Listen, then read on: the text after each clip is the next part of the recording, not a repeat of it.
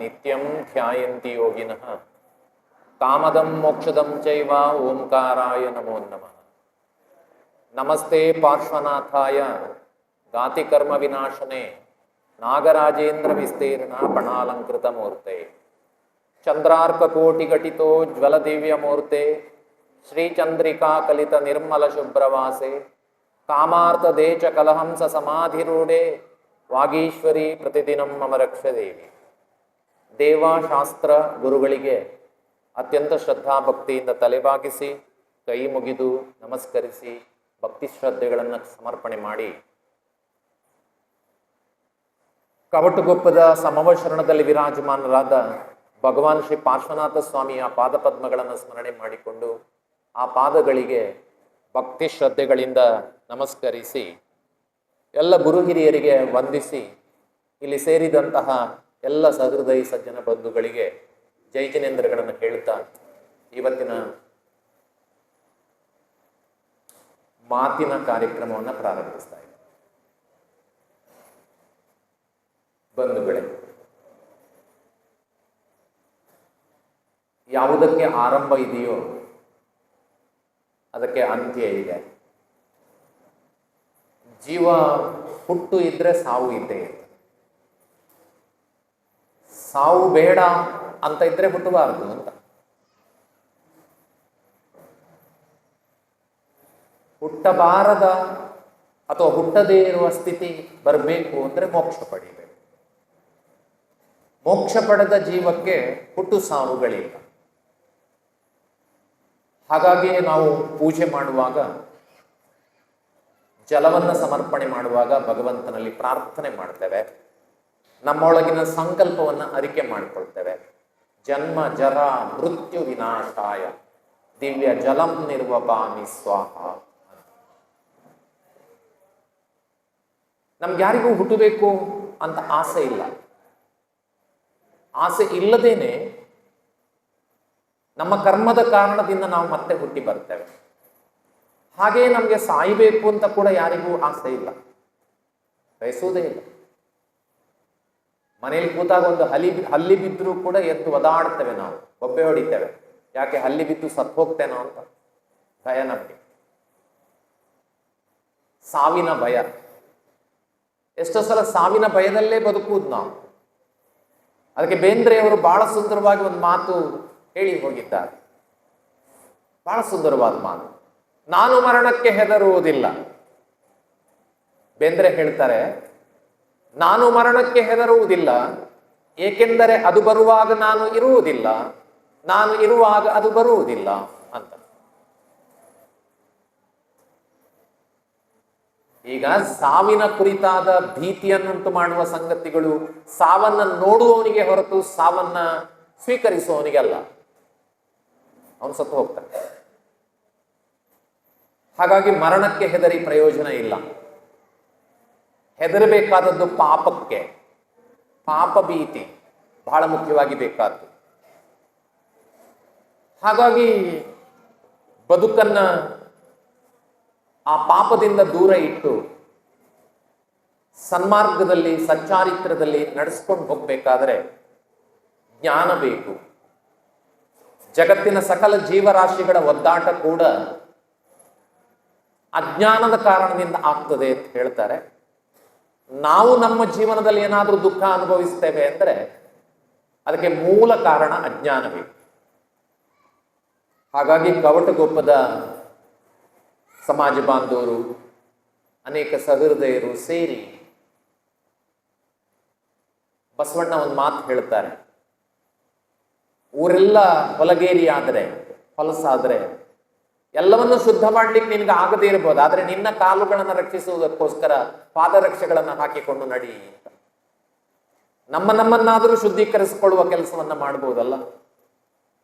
ಹಾಗೆ ದೇಶಕ್ಕೆ, ಇಡೀ ಜೈನ ಸಮಾಜಕ್ಕೆ ನಾವು ದೊಡ್ಡ ಕೊಡುಗೆಗಳನ್ನ ಕೊಡ್ಲಿಕ್ಕೆ ಆಗ್ತದ ಇಲ್ವ? ನಮ್ಮ ಕವಟಕೊಪ್ಪದ ಜನ ಆದರೂ ತಮ್ಮ ಆತ್ಮ ಕಲ್ಯಾಣ ಮಾಡಿಕೊಳ್ಬೇಕು ಎನ್ನುವ ಸದುದ್ದೇಶವನ್ನು ಇಷ್ಟುಕೊಂಡು 5 ದಿವಸಗಳ ಪರ್ಯಂತರದಿಂದ ಈ ಒಂದು ಸರಣಿ ಕಾರ್ಯಕ್ರಮವನ್ನ ಅವರು ಸಂಯೋಜಿಸಿ ಮೊನ್ನೆಯಿಂದ ನಡೆಸಿ ಇವತ್ತು ಮುಕ್ತಾಯದ ಕೊನೆಯ ಹಂತಕ್ಕೆ ನಾವು ಬಂದು ಸನ್ನದ್ಧರಾಗಿದ್ದೇವೆ. ಈ ಸಂಜೆ ನಮ್ಮ ತಾತ್ಕಾಲಿಕ ವಾಸಸ್ಥಾನದಿಂದ ಹೊರಟು ಬರುವಾಗ ಯೋಚನೆ ಮಾಡಿದೆ, ನಮ್ಮ ಬದುಕಿನ ಗುರಿಯನ್ನ ನಾವು ಖಚಿತಪಡಿಸಿಕೊಂಡಿದ್ದೇವೆ, ಅದರಲ್ಲಿ ಏನು ಸಂಶಯ ಇಲ್ಲ. ನಮಗೆ ಮುಕ್ತಿ, ಮೋಕ್ಷ, ಸಿದ್ಧತ್ವ, ಸಿದ್ಧ ಪದವಿ. ಆದರೆ ಸಿದ್ಧತ್ವಕ್ಕೆ, ಸಿದ್ಧ ಪದವಿಗೆ ತಯಾರಿ ಮಾಡ್ಕೊಳ್ಬೇಕಲ್ಲ. ನಾನು ಬರುವಾಗ ಯೋಚನೆ ಮಾಡಿದ್ದೇನು ಅಂದ್ರೆ, ಕವಟಗೊಪ್ಪಕ್ಕೆ 5 ದಿವಸಕ್ಕೆ ಅಂತ ಬಂದಿರುವವನು ವಾಪಸ್ ಹೋಗ್ಲಿಕ್ಕೆ ಅರ್ಧ ತಯಾರು ಮಾಡಿ ಬಂದಿದ್ದೇನಲ್ಲ, ಹಾಗೆ ನಾವು ತಯಾರಿ ಮಾಡ್ಕೊಳ್ಬೇಕು ಸಿದ್ಧತ್ವವನ್ನು ಪ್ರಾಪ್ತಿ ಮಾಡಿಕೊಳ್ಳುವುದಕ್ಕೆ ಅಂತ. ಆಗ ಬೇಗ ಬೇಗ ಹೋಗ್ಲಿಕ್ಕಾಗ್ತದೆ, ಹೊರಡ್ಲಿಕ್ಕಾಗ್ತದೆ. ಇಲ್ಲದ್ರೆ ಬೇಗ ಹೊರಡ್ಲಿಕ್ಕೆ ಆಗುದಿಲ್ಲ. ಹಾಗಾಗಿ ಎಲ್ಲ ಮುಕ್ಕಾಲು ಸಿದ್ಧತೆ ಮಾಡಿ ಬಂದಿದ್ದೇನೆ, ಹೊರಡಬೇಕು. ಅದರ ಮಧ್ಯೆ ಈ ಕೊನೆಯ ದಿವಸದ ಈ ಮಾತಿನ ಕಾರ್ಯಕ್ರಮವನ್ನ ಮುಗಿಸಿ ಹೊರಡಬೇಕು. ಬಂಧುಗಳೇ, ನಿನ್ನೆಯ ಮಾತಿನಲ್ಲಿ ಒಂದು ತುಣುಕು ಉಳಿದಿದೆ, ಅದನ್ನು ಪೂರ್ತಿ ಮಾಡಿಯೇ ಇವತ್ತಿನ ವಿಷಯಕ್ಕೆ ಬರ್ತೇನೆ. ಇವತ್ತಿನ ವಿಷಯಕ್ಕದು ಅನ್ವಯ ಆಗದೇ ಇರಬಹುದು, ಆದರೂ ಕೂಡ ಪರಿಪೂರ್ಣತೆಯ ದೃಷ್ಟಿಯಿಂದ ನಿನ್ನೆ ಧ್ಯಾನದ ಕುರಿತು ಮಾತಾಡ್ತಾ ಇದ್ದು, ಆದರೆ ಸಮಯ ತುಂಬಾ ವಿಳಂಬ ಆಯಿತು. ಆದ್ದರಿಂದ ಅದರ ಕೆಲವು ಅಂಶಗಳನ್ನು, ಮುಖ್ಯ ಅಂಶಗಳನ್ನು ಬಿಟ್ಬಿಟ್ಟೆ ನಾನು. ಒಂದು ಮಾತು ತಿಳಿದವರು ಹೇಳ್ತಾರೆ, ಈ ಜಗತ್ತಿನಲ್ಲಿ ಎಷ್ಟು ಜೀವರಾಶಿಗಳಿವೆಯೋ, ಸರಿ ಕೇಳಿಸ್ಕೊಳ್ಳಿ, ಬಕೆಟ್ ಕರೆಕ್ಟ್ ಇಟ್ಕೊಳ್ಳಿ, ಎಷ್ಟು ಜೀವರಾಶಿಗಳಿವೆಯೋ ಅಥವಾ ಎಷ್ಟು ಮನುಷ್ಯರಿದ್ದಾರೋ, ಬಹಳ ಮುಖ್ಯವಾಗಿ ಜೀವರಾಶಿಗಳನ್ನು ಬಿಟ್ಬಿಡೋಣ, ಅವರೆಲ್ಲರೂ ಧ್ಯಾನ ಮಾಡ್ತಾರೆ. ಇದನ್ನು ನಾನು ಪ್ರಾರಂಭದಲ್ಲಿ ಮೊದಲ ಸಲ ಕೇಳಿದಾಗ ಆಶ್ಚರ್ಯ ಆಯ್ತು. ಅಯ್ಯೋ ದೇವರೇ, ನಾನು ಮಾಡ್ತಾ ಇಲ್ಲಲ್ಲ, ಯಾಕೆ ಹೀಗೆ ಹೇಳ್ತಾರೆ? ಎಲ್ಲರೂ ಧ್ಯಾನ ಮಾಡ್ತಾರೆ, ನೀವೆಲ್ಲರೂ ಧ್ಯಾನ ಮಾಡ್ತಾ ಇದ್ದೀರಿ, ಸಂತೋಷ ಪಡಬೇಕು. ಯಾಕೆ ಅಂದ್ರೆ ಧ್ಯಾನದಿಂದ ಕರ್ಮನಾಶ, ತಪಸ್ಸಿನ ಕೊನೆಯ ಮೆಟ್ಟಿಲು. ನಿನ್ನೆ ಅರ್ಥ ಮಾಡ್ಕೊಂಡಿದ್ದೇವೆ ಕೋಣದ ಕತೆ, ನೆನಪಿದೆ. ನಾವು ಕೋಣದ ಬದಲು ಆತ್ಮನನ್ನು ಇಟ್ಟುಕೊಂಡು ಆತ್ಮನೇ ಆಗುವ, ಸಿದ್ಧಾತ್ಮನೇ ಆಗುವ ಆ ಪ್ರಯತ್ನ ಸಾಧಿತ ಆಗ್ಬೇಕು. ಆದ್ರಿಂದ ಈ ವಾಕ್ಯ ಕೇಳಿದಾಗ ನಿಮ್ಗೆ ಖುಷಿ ಆಗ್ಬೇಕು, ಯಾಕಂದ್ರೆ ಆ ಪ್ರಯತ್ನದಲ್ಲಿ ನಾವಿದ್ದೇವಲ್ಲ, ಧ್ಯಾನದಲ್ಲಿ ಇದ್ದೇವಲ್ಲ. ಆದರೆ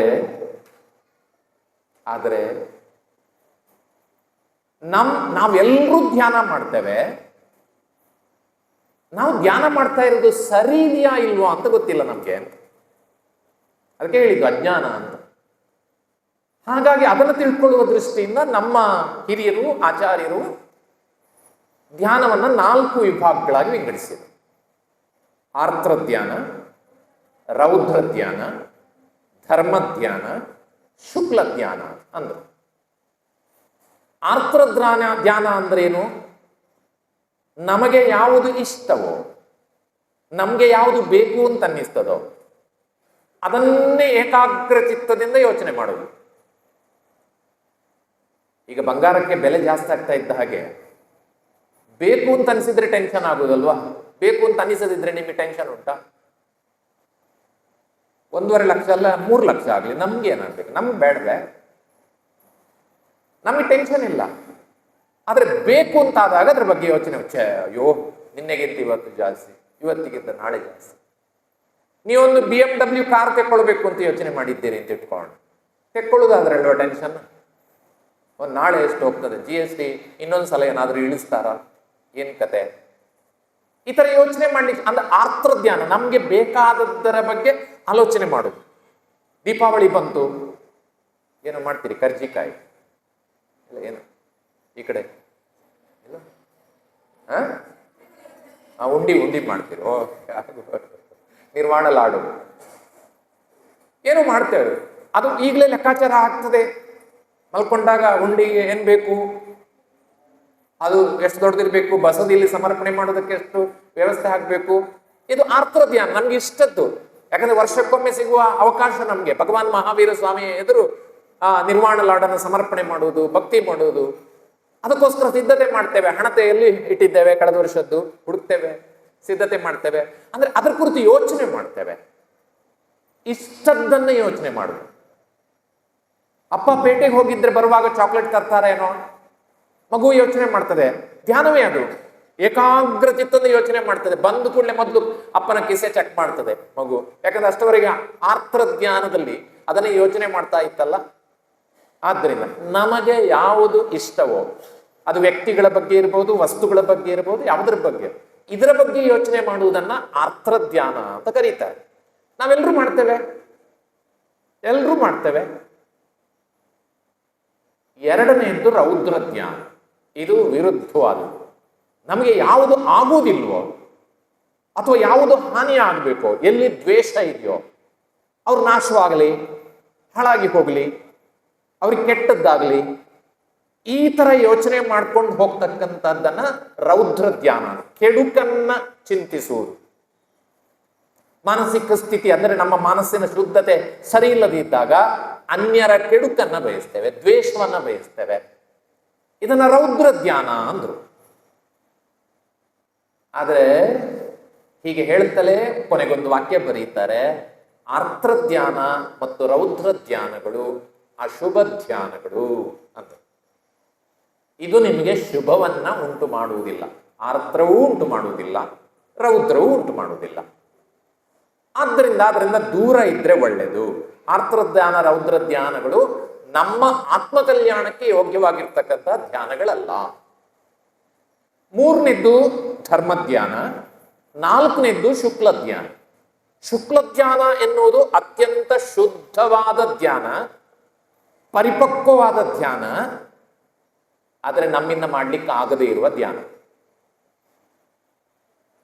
ನಾನು ಅದಕ್ಕೆ ವಿವರಿಸ್ಲಿಕ್ಕೆ ಹೋಗುವುದಿಲ್ಲ, ಅದು ಹೇಗೆ ಏನು. ಯಾಕಂದ್ರೆ ನಮ್ಗೆ ಆಗುವುದೇ ಇಲ್ಲ ಅಂತ ಹೇಳಿದ್ಮೇಲೆ ನಾವು ಯೋಚನೆ ಮಾಡೋದು.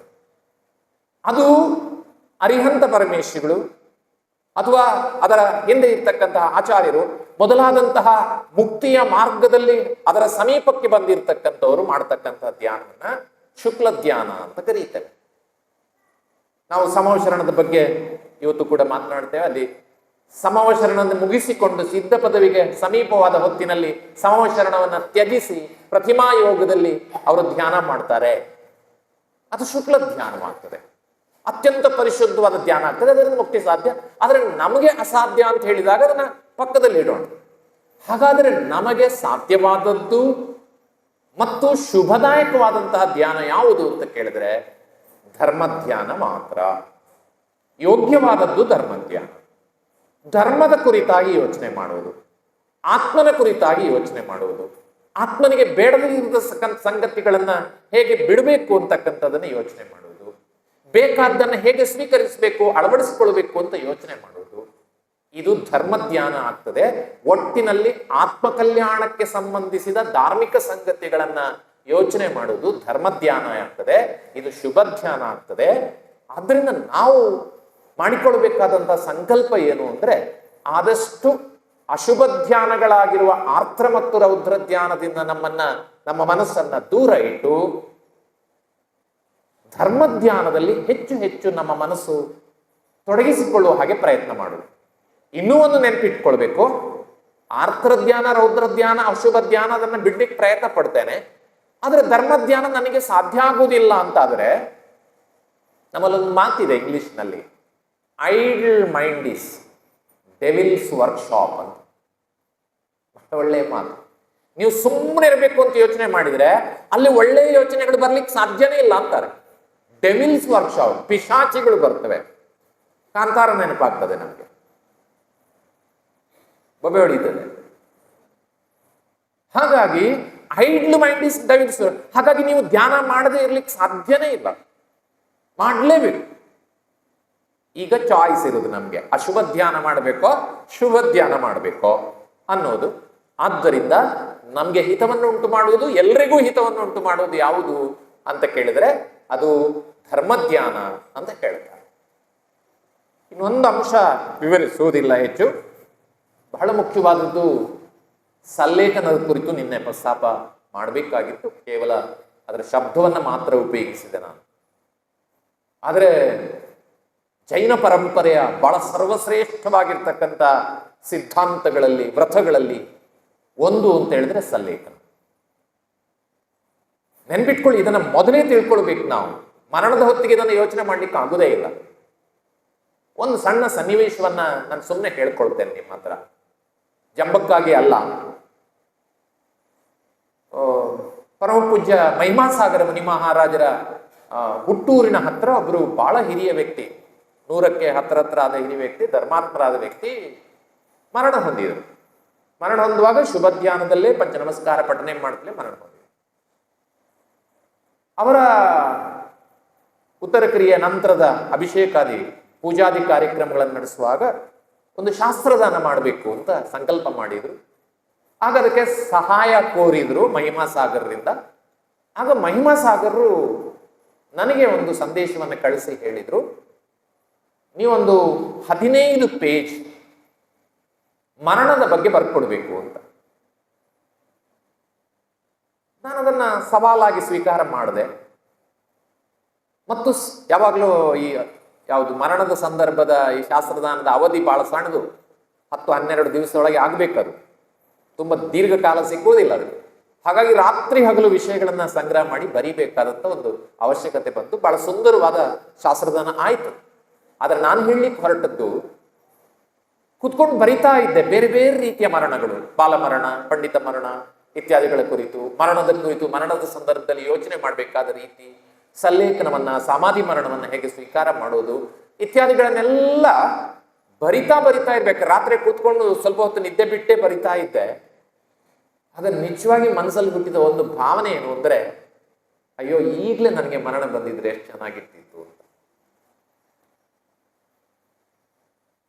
ಯಾಕೆ ಅಂದ್ರೆ ಆ ಮರಣದ ಕುರಿತಾದಂತ ಒಂದು ಯಾಕಂದ್ರೆ ಮೃತ್ಯು ಮಹೋತ್ಸವ ಹೇಗಿರ್ತದೆ ಅನ್ನೋದನ್ನ ಆ ವರ್ಣ ಓದುವ ವಿಷಯ ಬೇರೆ, ಅದನ್ನ ಬರೆಯುವ ಹೊತ್ತಿಗೆ ಅದಿಲ್ಲಿ ರಕ್ತದಲ್ಲಿ ಇಳೀತದಲ್ಲ, ಆಗೊಂದ್ಸಲ ರೋಮಾಂಚನ ಆಗ್ಲಿ ಶುರುವಾಯ್ತು. ಅಂದ್ರೆ ಈ ರೀತಿಯ ಭಾವನೆ ಇರುವಾಗಲೇ ನನ್ನ ಮರಣ ಆಗ್ಬೇಕು, ಅದು ಸಮಾಧಿ ಮರಣ ಸಲ್ಲೇಖನವಾಗಿ ಹೇಗೆ ನಮ್ಗೆ ಶುಭ ಪರಿಣಾಮ ಉಂಟು ಮಾಡ್ತದೆ ಅನ್ನುವ ಸಂಗತಿ ಗೊತ್ತಾಯ್ತು. ಆದ್ರಿಂದ ಸಲ್ಲೇಖನ ಅಂದ್ರೆ ಅರ್ಥನೇ, ಲೇಖನ ಅಂದ್ರೆ ಕ್ಷೀಣಗೊಳಿಸುವುದು ಅಂತ. ಒಳ್ಳೆಯ ಕೆಲಸಗಳ ಮೂಲಕ, ಧಾರ್ಮಿಕ ಚಿಂತನೆಗಳ ಮೂಲಕ ಮತ್ತು ಕ್ರಿಯೆಗಳ ಮೂಲಕ ಈ ಮರಣಕ್ಕೆ ಗುರಿಯಾಗಬೇಕಾದ ಆತ್ಮ ಅಲ್ಲ, ಮರಣಕ್ಕೆ ಗುರಿಯಾಗಬೇಕಾದ ಶರೀರವನ್ನ ಜೀರ್ಣಗೊಳಿಸುವುದು, ಅದನ್ನು ನಾಶಗೊಳಿಸುವುದು, ಅದನ್ನ ಸಲ್ಲೇಖನ ಅಂದ್ರು. ಆ ನಾಶಗೊಳಿಸುವ ವ್ರತದ ಮೂಲಕ ಮಾಡಿದ ಕ್ರಿಯೆಗಳಿಂದ ಕೊನೆಗೆ ಸಿಗುವ ಮರಣವನ್ನ ಸಮಾಧಿ ಮರಣ ಅಂದ್ರು. ಸಮಾಧಿ ಮರಣ ಅಂದ್ರು. ಆದ್ದರಿಂದ ಬಹುಶಃ ವ್ರತಗಳಲ್ಲೇ ಸರ್ವಶ್ರೇಷ್ಠವಾದ ವ್ರತ ಅಂತ ನಾವೇನಾದ್ರೂ ಹೇಳಿದ್ರೆ ಅದು ಸಲ್ಲೇಖನ ವ್ರತವನ್ನ ಸ್ವೀಕಾರ ಮಾಡುವುದು. ಅದು ಗುರುಗಳಿಗೆ ಸಂಬಂಧಪಟ್ಟದ್ದು. ಆದ್ರೆ ಶ್ರಾವಕರು ತೆಕ್ಕೊಳ್ಬಾರ್ದು ಅಂತ ನಿಷೇಧ ಏನೂ ಇಲ್ಲ, ತೆಕ್ಕೊಳ್ಬಹುದು. 12 ವರ್ಷಗಳವರೆಗಿನ ಅವಧಿಯನ್ನು ಇಟ್ಟುಕೊಂಡು ಸಲ್ಲೇಖನವನ್ನು ಸ್ವೀಕಾರ ಮಾಡ್ಲಿಕ್ಕಾಗುತ್ತೆ. ಅದು ನಿಯಮ ಸಲ್ಲೇಖನವಾಗ್ತದೆ. ಆದರೆ ಕೊನೆಗೆ ಆ ಮರಣಾಂತರ, ಕೊನೆಗೆ ನೀರನ್ನೂ ಬಿಟ್ಟು ಮರಣವನ್ನ ಬಹಳ ಸಂತೋಷದಿಂದ ಸ್ವೀಕರಿಸತಕ್ಕಂತಹ ಸ್ಥಿತಿಯನ್ನ ನಾವು ಯಮಸಲ್ಲೇಖನ ಅಂತ ಕರೆಯುತ್ತೇವೆ. ಅದು ಅಂತಿಮವಾಗಿರ್ತಕ್ಕಂಥ ಸ್ಥಿತಿ. ನಮ್ಮ ಗುರುಗಳೆಲ್ಲ ನಮ್ಮ ಕಣ್ಣ ಮುಂದೆ, ಅಥವಾ ನಿಮಗಂತೂ ಗೊತ್ತೇ ಇದೆ, ಕವಟುಕೊಪ್ಪದವರಿಗೆ ನೆನಪಿದೆ, ನಾನು ಒಂದು ದಿವಸದ ಮಟ್ಟಿಗೆ ಬಂದಿದ್ದೆ, ಆಗ ಅದನ್ನ ಕಣ್ಣಾರೆ ನೋಡಿದ್ದೀರಿ. ಈ ಭೂಮಿ ಅವರ ಸಲ್ಲೇಖನದಿಂದ ಪುಣ್ಯಭೂಮಿ ಆಗಿದೆ ಅಂತಲೂ ನಾನು ಭಾವಿಸ್ಕೊಳ್ತೇನೆ, ಅವರನ್ನು ನೆನೆದು ನಮಿಸ್ತೇನೆ. ಮತ್ತು ಷೋಡಶ ಭಾವನೆಗಳಲ್ಲಿ ಬರ್ತದೆ ಸಮಾಧಿ ಮರಣ ಅಂತ. ಷೋಡಶ ಭಾವನೆ ನಮಗೆ ಸಂಬಂಧಪಟ್ಟದ್ದು. ಅರ್ಥ ಏನು ಅಂದ್ರೆ, ನಾವು ಕೂಡ ನಿತ್ಯ ಯೋಚನೆ ಮಾಡ್ಬೇಕಂತೆ, ಆ ತ್ಯಾಗಿಗಳಂತೆ ನನಗೂ ಕೂಡ ನನ್ನ ಶರೀರದಿಂದ ನನ್ನ ಆತ್ಮ ಹೋಗುವಾಗ ಸಾಧುಗಳು ಹೇಗೆ ಸಮಾಧಿಯನ್ನ ಪಡೀತಾರೋ, ಸಮಾಧಿ ಮರಣವನ್ನ ಪಡೀತಾರೋ, ಅದೇ ರೀತಿಯ ಮರಣ ನನಗೂ ಕೂಡ ಬರುವ ಹಾಗೆ ಆಗ್ಲಿ, ಆ ರೀತಿಯ ಮರಣವನ್ನ ಪಡೀತಕ್ಕಂಥ ಭಾಗ್ಯ ನನಗೆ ಬರಲಿ ಅಂತ ಯೋಚನೆ ಮಾಡಬೇಕು ಅಂತ ಹೇಳ್ತಾರೆ. ನಮ್ಗೆ ಗೊತ್ತಿಲ್ಲ ನಮ್ಮ ಸ್ಥಿತಿ ಆ ಹೊತ್ತಿಗೆ ಹೇಗಿರ್ತದೆ ಹೇಳಲಿಕ್ಕೆ ಬರೋದಿಲ್ಲ. ಅದರಲ್ಲೂ ನಮ್ಮ ಪಾಪ ಪುಣ್ಯಗಳು ಕೆಲಸ ಮಾಡ್ತವೆ. ಆದರೆ ಪ್ರಾರ್ಥನೆ ಮಾಡೋಣ ಅಷ್ಟೇ, ನಮಗೂ ಕೂಡ ಆ ಥರದ ಸಾಧು ಸಮಾಧಿ ಮರಣ ಪಡೀತಕ್ಕಂಥ ಭಾಗ್ಯ ಎಲ್ರಿಗೂ ಬರಲಿ ಅಂತಕ್ಕಂಥ ಆಶಯವನ್ನ ಇಲ್ಲಿ ವ್ಯಕ್ತಪಡಿಸ್ತಾ ಇವತ್ತಿನ ವಿಷಯಕ್ಕೆ, 5ನೇ ದಿವಸದ ವಿಷಯಕ್ಕೆ ಬರ್ತೇನೆ. ಬಸದಿ, ಸಮವಶರಣ ಮತ್ತು ಮಂತ್ರಗಳ ಮಹತ್ವ ಅಥವಾ ಶಕ್ತಿಯ ಕುರಿತು ಇವತ್ತು ನಾವು ಯೋಚನೆ ಮಾಡಬೇಕಾದಂಥ ಸಂಗತಿ. ಬಂಧುಗಳೇ, ಈ ಇವತ್ತಿನ ವಿಷಯಕ್ಕೆ ನನಗೆ ಅನೇಕಾಂತವಾದ ಸ್ಯಾದ್ವಾದ ಬಹಳ ಮುಖ್ಯ ಆಗ್ತದೆ.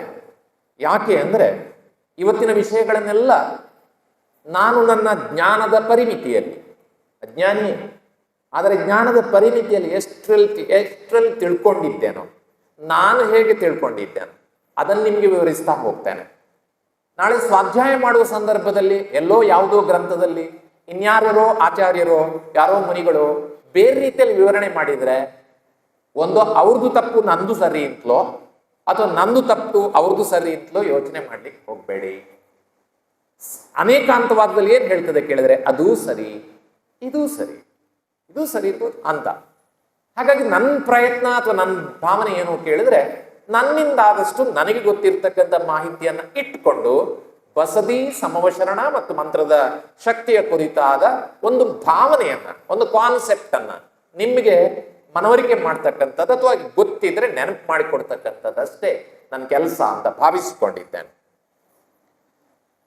ಬಂಧುಗಳೇ, ಇವತ್ತು ಬಸದಿಗಳು ಇವೆ, ಬೇರೆ ಬೇರೆ ಕಡೆ ಬೇರೆ ಬೇರೆ ಹೆಸರು ಹೇಳ್ತಾರೆ. ಅದನ್ನು ನಾನು ಕೆಲವು ಕಡೆ ಒತ್ತಾಯ ಮಾಡುವುದಿದೆ.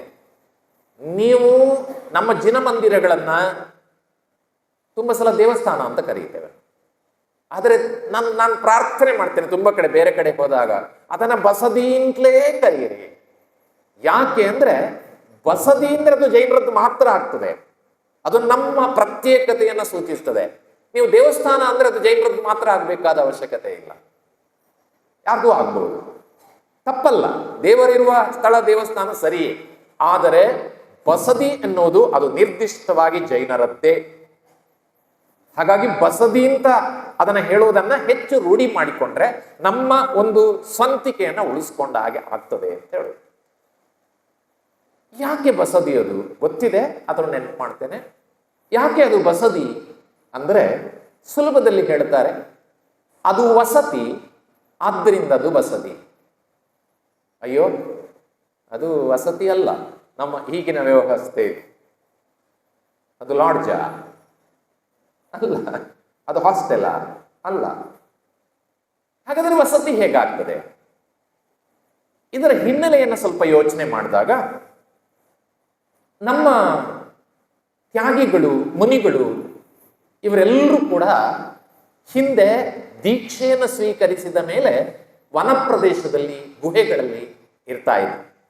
ಚಾರಿತ್ರ ಚಕ್ರವರ್ತಿ ಶಾಂತಸಾಗರ ಮುನಿ ಮಹಾರಾಜ ಜೀವನದ ಕಥೆಯನ್ನು ನೀವು ಚಾರಿತ್ರ ಚಕ್ರವರ್ತಿ ಪುಸ್ತಕವನ್ನು ಓದಿದ್ರೆ ಅರ್ಥ ಆಗ್ತದೆ. ಆ ಕಾಲದಲ್ಲಿ ಅದೆಲ್ಲ ಚಲಾವಣೆಯಲ್ಲಿ ಇತ್ತು.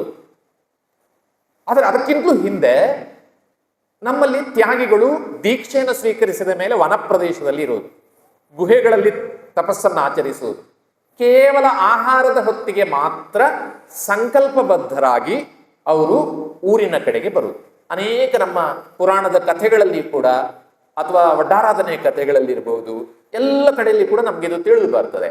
ಅವರು ಆಹಾರಕ್ಕೆ ಬರ್ತಿದ್ರು, ಬರುವಾಗ ಬಾವರಿಯನ್ನು ಇರಿಸಿಕೊಂಡು ಸಂಕಲ್ಪಬದ್ಧರಾಗಿ ಅವರು ಬರ್ತಾ ಇದ್ರು. ಆಮೇಲೆ ಆಹಾರ ಮುಗಿಸ್ಕೊಂಡ್ಮೇಲೆ ಮತ್ತೆ ವನಕ್ಕೆ ಹೋಗ್ತಾ ಇದ್ರು. ವನದಲ್ಲಿ ಆಚಾರ್ಯ ಶಾಂತಸಾಗರ ಮುನಿ ಮಹಾರಾಜರ ಬದುಕಿನಲ್ಲೇ ಯೋಚನೆ ಮಾಡಿ ಅಥವಾ ಆ ಕಾಲದ ಬೇರೆ ತ್ಯಾಗಿಗಳ ಜೀವನವನ್ನು ನೀವು ಅಭ್ಯಾಸ ಮಾಡಿದ್ರೆ ಎಷ್ಟೋ ಜನರಿಗೆ ಪ್ರಾಣಿಗಳು ತೊಂದರೆ ಕೊಟ್ಟಿರ್ತಕ್ಕಂಥದ್ದು ಅಥವಾ ಅವರು ತಪಸ್ಸಿಗೆ ಕೂತಾಗ ಅವರ ಶರೀರದ ಒಂದು ಭಾಗವನ್ನೇ ಆಹಾರವಾಗಿ ಸ್ವೀಕಾರ ಮಾಡಿರ್ತಕ್ಕಂಥದ್ದು ಇದನ್ನೆಲ್ಲ ಕಾಣ್ತೇವೆ. ಇರುವೆಗಳು ಮುತ್ತುಕೊಂಡದ್ದು, ಹಾವುಗಳು ಸುತ್ತಿಕೊಂಡದ್ದು, ಇದೆಲ್ಲ ತುಂಬಾ ಸಂಗತಿಗಳು ಕಾಣ್ತೇವೆ. ಈ ತರದ ಪರಿಸ್ಥಿತಿ ಬಂದಾಗ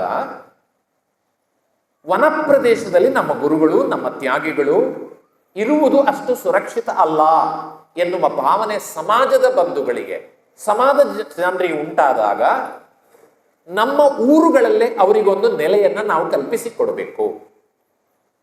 ಯಾಕೆಂದ್ರೆ ಯಾವುದೇ ಅಪಾಯಗಳಿಗೆ ನಮ್ಮ ಗುರುಗಳು ಒಳಗಾಗಬಾರ್ದು ಮತ್ತು ನಮ್ಮ ಸೇವೆಗೊಂದು ನಮ್ಗೆ ಭಾಗ್ಯ ಅವಕಾಶ ಸಿಗ್ಬೇಕು ಎನ್ನುವುದನ್ನು ಯೋಚನೆ ಮಾಡಿದ ನಮ್ಮ ಹಿರಿಯರು ಏನ್ ಮಾಡಿದ್ರು ಅಂತ ಕೇಳಿದ್ರೆ, ಅವರಿಗೋಸ್ಕರ ಅವರ ವಸತಿಯಾಗಿ ಬಸದಿಯನ್ನ ಕಟ್ಟಿದ್ರು. ಹಾಗಾಗಿ ಬಸದಿ ಎನ್ನುವುದು ತ್ಯಾಗಿಗಳ ವಸತಿಯೇ ವಿನಃ ಗೃಹಸ್ಥರ ವಸತಿ ಅಲ್ಲ, ಇದು ಸ್ಪಷ್ಟ. ಹಾಗಾಗಿ ಅವರ ವಸತಿ ಅದು ಬಸದಿ ಅಂತ ಕರೆಯಲ್ಪಡುತ್ತದೆ ಶಬ್ದಗಳ ಬದಲಾವಣೆಯೊಂದಿಗೆ. ಈಗ ಅದು ಬಸದಿ ಆಯಿತು. ಈಗ ಗುರುಗಳು ಬಂದ್ರೆ ಬಸದಿ ಅಥವಾ ಅದಕ್ಕೆ ಸಮೀಪದಲ್ಲಿರುವ ಅದರ ಪರಿಸರದಲ್ಲಿರುವ ತ್ಯಾಗಿ ನಿವಾಸವೋ ಇತ್ಯಾದಿಗಳಲ್ಲಿ ಅವರ ದಿನಚರಿಯನ್ನು ಕಳೀತಾರೆ. ಯಾವುದೂ ಇಲ್ಲ ಅಂದ್ರೆ ಅವರು ಬಸದಿಯಲ್ಲೇ ತಮ್ಮ ದಿನವನ್ನ ಕಳೆಯುತ್ತಾರೆ ಅಥವಾ ಅವರ ಆಚರಣೆಗಳನ್ನ ನಡೆಸ್ಕೊಂಡು ಹೋಗ್ತಾರೆ. ಚಾತುರ್ಮಾಸಗಳೇ ನಡೆಯುತ್ತವೆ ಬಸದಿಗಳಲ್ಲಿ ಬೇಕಾದಷ್ಟು. ಹಾಗಾಗಿ ಬಸದಿ ಎನ್ನುವುದು ತ್ಯಾಗಿಗಳ ವಸತಿಯಾಗಿ ರೂಢಿಗೆ ಬಂತು. ಈಗ ಪ್ರಶ್ನೆ ಎರಡನೇದ್ದು, ಈ ರೀತಿಯ ತ್ಯಾಗಿಗಳಿಗೆ ವಸತಿಯಾಗಿ ನಿರ್ಮಾಣವಾದ ಆ ಬಸದಿಯಲ್ಲಿ ಮುಖ್ಯವಾಗಿ ತ್ಯಾಗಿಗಳ ಭಕ್ತಿ ಇತ್ಯಾದಿಗಳಿಗೆ ಸಂಬಂಧಪಟ್ಟ ಹಾಗೆ ಭಗವಂತನ ಬಿಂಬ ಇರಬೇಕಲ್ಲಿ, ಅವರಿಗೆ ಅನುಕೂಲವಾಗಿ.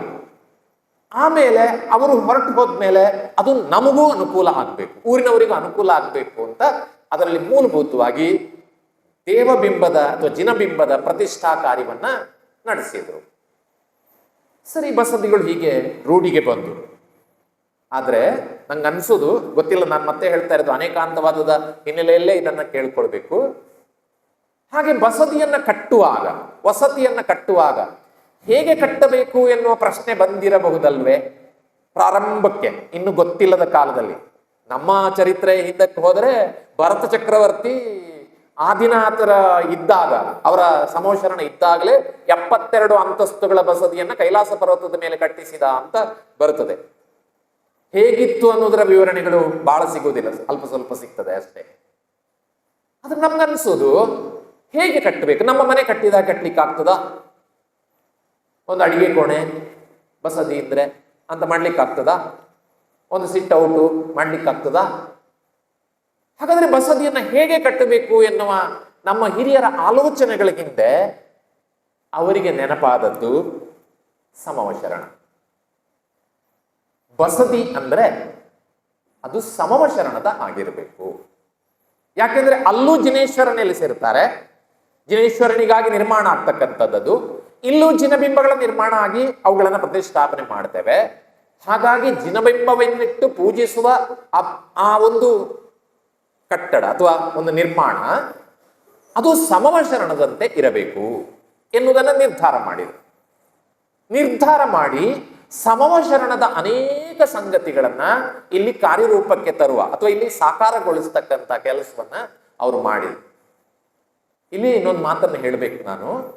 ನಮ್ಮ ಹಿರಿಯರು ಎಷ್ಟು ಜ್ಞಾನಿಗಳು. ನಾವು ಹೇಳ್ತಾ ಈಗಲೂ ಅಷ್ಟೇ, ಮನೆಯಲ್ಲಿ ನಮ್ಮ ಮಕ್ಕಳಿಗೆ ಅಪ್ಪ ಅಮ್ಮ ಎಲ್ಲ ದಡ್ಡರಾಗಿ ಕಾಣೋದು. ನಾವೇ ನಿಮ್ಗೆ ಗೊತ್ತಾಗಲ್ಲಮ್ಮ, ಸ್ವಲ್ಪ ಕೂಡ ಸುಮ್ಮನೆ ಇರ್ತೀಯ ಸ್ವಲ್ಪ. ಅಥವಾ ಹೇಳಿದ್ದೇನೆ, ಮೊನ್ನೆ ಹೇಳಿದೆ, 9ನೇ ಕ್ಲಾಸಿಗೆ ಬಂದ್ಕೊಳ್ಳಿ ನಮ್ಮ ಮಕ್ಕಳು ಕಿರಿಸ್ಲಿಕ್ಕೆ ಶುರು ಮಾಡ್ತಾರೆ. ನಂಗೆಲ್ಲ ಗೊತ್ತುಂಟು, ನೀನೇನು ಹೇಳಬೇಡ. ಅಪ್ಪನಿಗೂ ಅಮ್ಮ ನಾವು ಬರೀ ದಂಡ ಆಗಿಬಿಟ್ಟು ದೊಡ್ಡ ನಿಷ್ಪ್ರಯೋಜಕರಾಗ್ಬಿಟ್ಟು. ಆದ್ರೆ ನಾನು ನನ್ನ ವಿದ್ಯಾರ್ಥಿಗಳಿಗೆ ಹೇಳ್ತೇನೆ, ಯಾರು ಎಲ್ಲಾ ಗೊತ್ತುಂಟು ಅಂತ ಹೇಳ್ತೇನೆ ಅವನಿಗೆ ಏನೂ ಗೊತ್ತಿಲ್ಲ ಅಂತ ಅರ್ಥ ಅಂತ. ಎಲ್ಲ ಗೊತ್ತುಂಟು ಅಂದ್ರೆ ಏನೂ ಗೊತ್ತಿಲ್ಲ ಅಂತ ಬಿಡಿ. ಹಾಗಾಗಿ ನಮ್ಮ ಹಿರಿಯರ ಆಲೋಚನೆಗಳು ಎಷ್ಟು ಸೂಕ್ಷ್ಮವಾಗಿದ್ದು ಅಂದ್ರೆ, ಬಸದಿ ಎನ್ನುವುದು ಗುರುಗಳ ವಸತಿ ಹೌದು ಅಂತಾದರೆ ಅವರು ಒಂದು ವಸತಿಯಿಂದ ಇನ್ನೊಂದು ವಸತಿಗೆ ವಿಹಾರ ಮಾಡುವುದಕ್ಕೆ ಎಷ್ಟು ಸಾಧ್ಯ ಒಂದು ದಿನಕ್ಕೆ ಅಂತ ಯೋಚನೆ ಮಾಡಿ ಅಷ್ಟು ಅಂತರದಲ್ಲಿ ಒಂದೊಂದು ವಸತಿ ಇರಬೇಕು ಅಂತ ನಿರ್ಧಾರ. ನೀವು ಬಹಳ ಸೂಕ್ಷ್ಮವಾಗಿ ಯೋಚನೆ ಮಾಡಿದ್ರೆ ಸುಮಾರು 15-20 ಕಿಲೋಮೀಟರ್ಗಳ ಅಂತರದಲ್ಲಿ ಒಂದೊಂದು ಬಸದಿಗಳನ್ನು ನಿರ್ಮಾಣ ಮಾಡ್ತಾ ಹೋದ್ರು. ನಾನು ನನ್ನ ಊರಿನ ಪರಿಕಲ್ಪನೆಯಲ್ಲಿ ನಾನು ಹೇಳ್ತಾ ಇರೋದು. ನಮ್ಮೂರಿನಲ್ಲಿ ಇದು ಊರು ಅಂದ್ರೆ ನಮ್ಮ ಕರಾವಳಿಯಲ್ಲಿ ಇದು 100% ಕರೆಕ್ಟ್ ಇದೆ. ನೀವು ಯಾವ ಬಸದಿಯಲ್ಲಿ ನಿಂತುಕೊಂಡು 4 ದಿಕ್ಕಿಗೆ ಯೋಚನೆ ಮಾಡಿದರೆ 15-20 ಕಿಲೋಮೀಟರ್ನಲ್ಲಿ ಇನ್ನೊಂದು ಬಸದಿ ಸಿಕ್ಕಿಯೇ ಸಿಗ್ತದೆ. ಯಾಕೆ ಅಷ್ಟು ಅಂತರದಲ್ಲಿ ಮಾಡಿದ್ರು ಅಂದ್ರೆ, ಗುರುಗಳು ಇಲ್ಲಿಂದ ವಿಹಾರ ಮಾಡ್ತಾ ಹೋದ್ರೆ ಅವರ ಒಂದು ದಿವಸದ ವಿಹಾರ ಎಷ್ಟು ದೂರಕ್ಕೆ ಸಾಮಾನ್ಯವಾಗಿ ಹೋಗಬಹುದು ಅಷ್ಟು ದೂರದಲ್ಲಿ ಇನ್ನೊಂದು ವಸತಿ, ಅಲ್ಲೊಂದು ಊರು, ಈ ತರ ಮಾಡ್ತಾ ಹೋದ್ರು. ಆದ್ರೆ ಕ್ರಮೇಣ ಏನಾಯ್ತು, ಈಗ ನೋಡಿದ್ರೆ ಎಷ್ಟೋ ಬಸದಿಗಳು ನಾಶವಾಗಿ ಹೋದ್ರು. ಈಗೆಲ್ಲ ಸಿಗ್ತಾ ಇವೆ, ಮತ್ತೆ ಸಿಗ್ತಾ ಇವೆ. ಎಷ್ಟೋ ಜೀರ್ಣೋದ್ಧಾರಗಳು ನಡೀತಾ ಇವೆ. ಉತ್ಖನನ ಮಾಡಿದಾಗ ನಮ್ಗೆ ಎಷ್ಟೋ ಬಸದಿಗಳು ಸಿಕ್ಕಿದ್ದಾಗ ಬಿಡಿ, ಅದರ ಹಿನ್ನೆಲೆಯನ್ನ ಮತ್ತೆ ಬೇರೆ ಬೇರೆ ಕಡೆಗಳಿಗೆ ತಗೊಂಡು ಹೋಗುವುದಿಲ್ಲ, ನಾನು ವಾಪಸ್ ಇಲ್ಲಿಗೆ ಬರ್ತೇನೆ. ಹಾಗಾಗಿ ಈ ತರದ ಬಸದಿಗಳನ್ನು ನಿರ್ಮಾಣ ಮಾಡುವಾಗ ಅವರ ಮೂಲ ಕಲ್ಪನೆ ಇದ್ದದ್ದು ಸಮವಶರಣದಂತೆ ಬಸದಿ ಇರಬೇಕು. ಆಗ ಸಮವಶರಣ ಹೇಗಿತ್ತು? ಇದು ಇವತ್ತಿನ ನಮ್ಮ ಮೂಲ ಕಲ್ಪನೆ, ಮೂಲ ಆಶಯ. ಸಮವಶರಣ ಹೇಗಿತ್ತು? ಒಂದು ಘಟನೆಯನ್ನ ಹೇಳಿ ನಾನು ವಿಷಯ ಪ್ರಾರಂಭಿಸ್ತಾನೆ. ಬಹುಶಃ ಇವತ್ತು ನಾನು ಧೈರ್ಯದಲ್ಲಿ ಕುಳಿತು ಈ ವಿಷಯ ಮಾತನಾಡ್ತಾ ಇದ್ರೆ ಅದಕ್ಕೆ ಕಾರಣ ಶ್ರೀ ಕ್ಷೇತ್ರ ಧರ್ಮಸ್ಥಳ ಅಂತೇನೆ. ಯಾಕೆ ಅಂದರೆ ಧರ್ಮಸ್ಥಳದಲ್ಲಿ ಪ್ರತಿ ವರ್ಷ ಲಕ್ಷ ದೀಪೋತ್ಸವದ ಸಂದರ್ಭದಲ್ಲಿ ಕೊನೆಯ ದಿವಸ ಸಮವಶರಣ ಪೂಜೆ ಅಂತ ಮಾಡ್ತಾರೆ. ಆ ದಿವಸ ಸಮವಶರಣ ಪೂಜೆ ಮಾತ್ರ ಅತ್ಯಂತ ಅರ್ಥವತ್ತಾಗಿ ನಡೀತದೆ. ಆಗ ಪೂಜ್ಯ ಹೆಗ್ಗಡೆಯವರ ತಾಯಿ ಮಾತೃಶ್ರೀ ರತ್ನಮ್ಮನವರು ಇದ್ದ ಕಾಲ. ಒಂದು ದಿವಸ ಇದ್ದಕ್ಕಿದ್ದಾಗೆ ಒಂದು ಫೋನ್ ಕರೆ ಬಂತು. ಹೇಳಿದ್ರು ಅಮ್ಮ ಬರ್ಲಿಕ್ಕೆ ಹೇಳಿದ್ದಾರೆ. ಸರಿ, ಹೋದೆ. ಅವ್ರು ಹೇಳಿದ್ದಿಷ್ಟೇ, ನೋಡಿ ನೆಕ್ಸ್ಟ್ ಸಮವಶರಣ ಪೂಜೆಗೆ, ಲಕ್ಷ ದೀಪೋತ್ಸವ ಸಂದರ್ಭದಲ್ಲಿ ಪೂಜೆಗೆ ನಮ್ಗೊಂದು ಯಕ್ಷಗಾನ ತಾಳಮದ್ದಲೆ ಆಗಬೇಕು. ಈ ಯಕ್ಷಗಾನ ತಾಳಮದ್ದಲೆ ಅಂದರೆ ನಿಮ್ಗೆ ಅರ್ಥ ಮಾಡ್ಲಿಕ್ಕೆ ವೇಷ ಹಾಕದೆ ಪಾತ್ರಗಳು ಮಾತನಾಡುವುದು. ನೀವು ಯೂಟ್ಯೂಬಲ್ಲೆಲ್ಲ ನೋಡಿದ್ರೆ ಸಿಗ್ತದೆ. ವೇಷ ಹಾಕ್ಲಿಕ್ಕಿಲ್ಲ, ಆದ್ರೆ ಪಾತ್ರಗಳು ಭರತ, ಬಾಹುಬಲಿ ಇವರೆಲ್ಲ ಕೂತು ಮಾತನಾಡುವುದು. ಅದು ವೇಷ ಹಾಕಿದ್ರೆ ಅದು ಯಕ್ಷಗಾನ ಆಗ್ತದೆ. ಅಂತೂ ನೀವು ಯಕ್ಷಗಾನ ಮಾಡ್ತಿರೋ ಗೊತ್ತಿಲ್ಲ, ತಾಳಮದ್ದಲೆ ಮಾಡ್ತಿರೋ ಗೊತ್ತಿಲ್ಲ, ಅಂತೂ ಯಕ್ಷಗಾನದ ರೂಪದಲ್ಲಿ ಆ ರೀತಿಯಲ್ಲಿ ನಮ್ಗೆ ಸಮವಶರಣದ ವರ್ಣನೆ ಬರ್ಬೇಕು. ಏನ್ ಮಾಡ್ತಿರೋ ಗೊತ್ತಿಲ್ಲ, 1 ಗಂಟೆ ಕೊಡ್ತೇನೆ ಅಂದ್ರು. ನಂಗೆ ಜೋರು ತಲೆಬೀಸಿ ಆಯ್ತು. ಬೇರೆ ಯಾರಾದ್ರೂ ಆದ್ರೆ ಆಗುದಿಲ್ಲ ಹೇಳ್ತಿದ್ದೆ, ಅವ್ರ ಹತ್ರ ಆಗುದಿಲ್ಲ ಹೇಳುವ ಧೈರ್ಯ ಇಲ್ಲ ನಮ್ಗೆ. ಹಾಗಾಗಿ ಆಯ್ತು ಅಂತ ಒಪ್ಪಿಕೊಂಡು ಬಂದ್ಬಿಟ್ಟೆ. ಬಂದ ಮೇಲೆ ನಮ್ಮ ಯಕ್ಷಗಾನದ ಬಳಗ ಇದೆ, ಅವ್ರ ಹತ್ರ ಎಲ್ಲ ಕೂತ್ಕೊಂಡು ಹೇಳಿದೆ, ಈಗ ಒಂದು ಸಂಕಷ್ಟ ಸಿಕ್ಕಾಕೊಂಡಿದ್ದೇವೆ, ಎಂತ ಮಾಡೋದು ಗೊತ್ತಿಲ್ಲ. 1 ಗಂಟೆ ಕೊಡ್ತಾರೆ, ಇಡೀ ಸಮವಶರಣವನ್ನ ತರಬೇಕು. ಆದ್ರೆ ಒಂದು ಯಕ್ಷಗಾನ ಅಂದ್ರೆ ಕತೆ ಬೇಕೇ ಬೇಕು. ಈಗ ನಾಟಕ ಅಂದ್ರೆ ಕತೆ ಇಲ್ಲದೆ ನಾಟಕ ಮಾಡ್ಲಿಕ್ಕೆ ಆಗ್ತದ? ಹಾಗೆ ಯಕ್ಷಗಾನ ಅಂದ್ರೆ ನಾಟಕ ಕತೆ ಇಲ್ಲದೆ ಮಾಡ್ಲಿಕ್ಕೆ ಕತೆ ಬೇಕು. ಕತೆ ತೆಕ್ಕೊಂಡ್ರೆ 1 ಗಂಟೆಯಲ್ಲಿ ಕಥೆಯನ್ನು ಮುಗಿಸ್ಲಿಕ್ಕೆ ಆಗುವುದಿಲ್ಲ. ಏನ್ ಮಾಡುದು ಅಂತ ಹೇಳಿದಾಗ ನಮ್ಮ ಹಿರಿಯರು, ಆ ಟೀಮಿನ ಹಿರಿಯರು ಹೇಳಿದ್ರು, ಏನಿಲ್ಲ, ಭರತ ಬಾಹುಬಲಿಯರ ಕತೆ ಮಾಡೋಣ, ಬಹಳ ಬೇಗ ಮುಗೀತದೆ. ಅದರಲ್ಲಿ ಭರತ ಚಕ್ರವರ್ತಿ ಆದಿನಾಥ ಸ್ವಾಮಿಯ ಸಮವಶರಣಕ್ಕೆ ಹೋಗ್ತಾನೆ. ಹಾಗೆ ಹೋಗುವಾಗ ತನ್ನವರೊಟ್ಟಿಗೆ, ತನ್ನ ಮಂತ್ರಿಗಳೊಟ್ಟಿಗೆ ಹೋಗುವಾಗ ಅವರಿಗೆ ಈ ಸಮವಶರಣವೆಲ್ಲ ವಿವರಿಸ್ತಾ ಹೋಗ್ತಾನೆ ಅಂತ ಮಾಡೋಣ ಅಂತ. ಹಾ ಅಂತ ಒಪ್ಪಿಕೊಂಡೆ. ಆದ್ರೆ ಅಪಾಯ ಬಂದದ್ದೆಲ್ಲಿ ಕೇಳಿದ್ರೆ ಅದರಲ್ಲಿ ಭರತ ಚಕ್ರವರ್ತಿ ನೀನೇ ಮಾಡ್ಬೇಕು ಅಂದ್ರು. ಅಲ್ಲಿಗೆ ಹೋಯ್ತು, ಕತೆ ಹೋಯ್ತು. ಅಲ್ಲಿಂದ ಮನೇಲಿ ಕೂತು ಮಹಾಪುರಾಣ, ಆದಿಪುರಾಣ ಎಲ್ಲ ಎದುರುಡಿಗೆ ಹರಡ್ಕೊಂಡು ಓದಿದ್ದೆ ತಲೆ ಕೆಟ್ಟು ನಾನು ಯಾಕೆ ಒಪ್ಪಿಕೊಂಡಪ್ಪ ಅಂತ ಚಿಂತೆ ಆಗುವಷ್ಟಾಯ್ತು. ನಿಮ್ಗೆ ಯಾಕೆ ಈ ಕತೆ ನಾನು ಜಂಬಕ್ಕಾಗಿ ಹೇಳ್ತಾ ಇಲ್ಲ. ಒಂದು ಸಲ ನೀವು ಮಹಾಪುರಾಣವನ್ನ ತೆಗೆದು ಆದಿಪುರಾಣದಲ್ಲಿ, ಯಾಕಂದ್ರೆ ವಿವರಣೆ ಸಿಕ್ಕುವುದು ಆದಿಪುರಾಣದಲ್ಲಿ, ಆ ಸಮವಶರಣದ ಆದಿನಾಥ ಸ್ವಾಮಿ ಸಮವಶರಣದಲ್ಲಿ ವಿರಾಜಮಾನರಾದ್ರು. ಅವರಿಗೆ ಸಮವಶರಣ ರಚನೆ ಅಲ್ಲಿಂದ ಮುಂದಕ್ಕೆ ಹೋದಿ ನನ್ನ ಮಾತು ನಿಮ್ಗೆ ಅರ್ಥ ಆಗ್ತದೆ, ತಲೆ ಕೆಡ್ತದ ಇಲ್ವೋ ಅಂತ. ಯಾಕೆ ಅಂದ್ರೆ ನೀವು ಮಹಾಪುರಾಣವನ್ನ ನೋಡಿದ್ರೆ ಅದ್ಭುತವಾದ ವರ್ಣನೆ ಇದೆ. ಆದರೆ ನನ್ನಂತ ದಡ್ಡವನಿಗೆ ಎಲ್ಲ ಗೊಜಲಗಳು, ಆ ಕಡೆ ಈ ಕಡೆ ಅಸ್ತವ್ಯಸ್ತ ಆಗಿ ಕೊನೆಗೆ ಎಲ್ಲ ಅಂದ್ರೆ ಅಲ್ಲಿ ಏನ್ ಮಾಡಿದ್ದಾರೆ ವಿವರಣೆ ಕೊಡ್ತಾ, ಒಂದು ಅಲ್ಲಿ ತೀರ್ಥಂಕರದ್ದು ಯಾವುದೋ ಒಂದು ವಿವರಣೆ ಕೊಡ್ತಾರೆ, ಮತ್ತೊಂದು ಇಲ್ಲಿ ಹೊರಗೆ ಇರ್ತಕ್ಕಂಥ ಸಮವಶರಣದ ಹೊರಗಿನ ವರ್ಣದ ವಿವರಣೆ ಕೊಡ್ತಾರೆ. ಹೀಗೆ ಕೊಡ್ತಾ ಹೋಗಿದೆ. ನಾನು ಹೇಳುದು ಇದು ನನ್ನ ಮಾತು ನಿಮ್ಗೆ ಅರ್ಥ ಆಗ್ಬೇಕಾದ್ರೆ ಒಂದು ಸಮವಶರಣದ ಕುರಿತಾದ ವಿವರಣೆಯನ್ನ ಮಹಾಪುರದ ತೆಗೆದು ಓದಿ ಅಂತ ಹೇಳುದು ನಾನು. ಈ ಗೊಂದಲದಲ್ಲಿ ನಿವಾರಿಸಲೇಬೇಕು, ಯಾಕಂದ್ರೆ ನನ್ನ ಜವಾಬ್ದಾರಿ ಕೊಟ್ಟಾಗಿದೆ, ನಾನು ಒಪ್ಕೊಂಡಾಗಿದೆ. ಆಮೇಲೆ ಕೆಲವು ದಿವಸ ಕೂತ್ಕೊಂಡು ಒಂದು ಡ್ರಾಯಿಂಗ್ ಶೀಟ್ ಇಟ್ಕೊಂಡು, ದೊಡ್ಡ ಡ್ರಾಯಿಂಗ್ ಶೀಟ್ ಇಟ್ಕೊಂಡು, ಆ ಡ್ರಾಯಿಂಗ್ ಶೀಟ್ ನಲ್ಲಿ ಇಲ್ಲಿ ಬರುವ ಒಂದೊಂದೇ ವಿವರಣೆಯನ್ನು ಒಂದೊಂದು ಚಿತ್ರ ಬಿಡಿಸ್ತಾ ಎಲ್ಲ ಆಗುವಾಗ ಒಂದಿಷ್ಟು ಸ್ಪಷ್ಟ ಆಗ್ಲಿಕ್ಕೆ ಪ್ರಾರಂಭ ಆಯಿತು. ವಿವರಣೆಗಳು ಹಿಂದೆ ಮುಂದೆ ಅಲ್ಲಿ ಇದೆ, ಆದ್ರೆ ನಾನು ಸ್ಪಷ್ಟಪಡಿಸ್ತಾ ಹೋಗ್ಬೇಕಾದಂತ ಅವಶ್ಯಕತೆ ಬಂತು. ಮುಂದೆ ನಮ್ಮ ಟೀಮ್ ಸಿದ್ಧವಾಯಿತು. ಕರೆಕ್ಟಾಗಿ 1 ಗಂಟೆ ಅಲ್ಲಿ ಹೋಗಿ ಅದನ್ನ ವಿವರಿಸಿ ವರ್ಣಿಸಿದ್ವು. ಬಹಳ ನಿಶಬ್ದವಾಗಿ ಚೆನ್ನಾಗಿ ಕೇಳಿದ್ರು. ಅಮ್ಮ ಖುಷಿ ಪಟ್ರು, ಎಲ್ಲರೂ ಖುಷಿ ಪಟ್ರು. ಮತ್ತು ಅಲ್ಲಿರುವ ಸುರೇಂದ್ರ ಕುಮಾರ್ ಅವರು, ಹೆಗಡೆಯವರ ತಾಮ ಸಹೋದರ, ಅವರಂತೂ ಕರೆದು ಹೇಳಿದ್ರು, ನೆಕ್ಸ್ಟ್ ಬೆಂಗಳೂರಲ್ಲಿ ಈ ಪ್ರೋಗ್ರಾಮ್ ಫಿಕ್ಸ್ ಅಂತ. ನೀವು ಬೆಂಗಳೂರಿಗೆ ಕರ್ಕೊಂಡು ಹೋದ್ರು. ಆಮೇಲೆ ನಾಡಿನ ಹಲವು ಕಡೆಗಳಲ್ಲಿ, 100 ಕಡೆಗಳಲ್ಲಿ ನಾವು ಅದನ್ನ ಯಕ್ಷಗಾನವಾಗಿ ಪ್ರದರ್ಶನ ಮಾಡ್ತಕ್ಕಂಥ ಒಂದು ಅವಕಾಶ, ಭಾಗ್ಯ ನಮಗೆ ಸಿಕ್ತು. ಅದು ಬೇರೆ ಪ್ರಶ್ನೆ. ಆ ಧೈರ್ಯದಿಂದ ಇವತ್ತು ಇಲ್ಲಿ ಕೂತಿದ್ದೇನೆ ನಾನು, ಆ ಧೈರ್ಯದಿಂದ.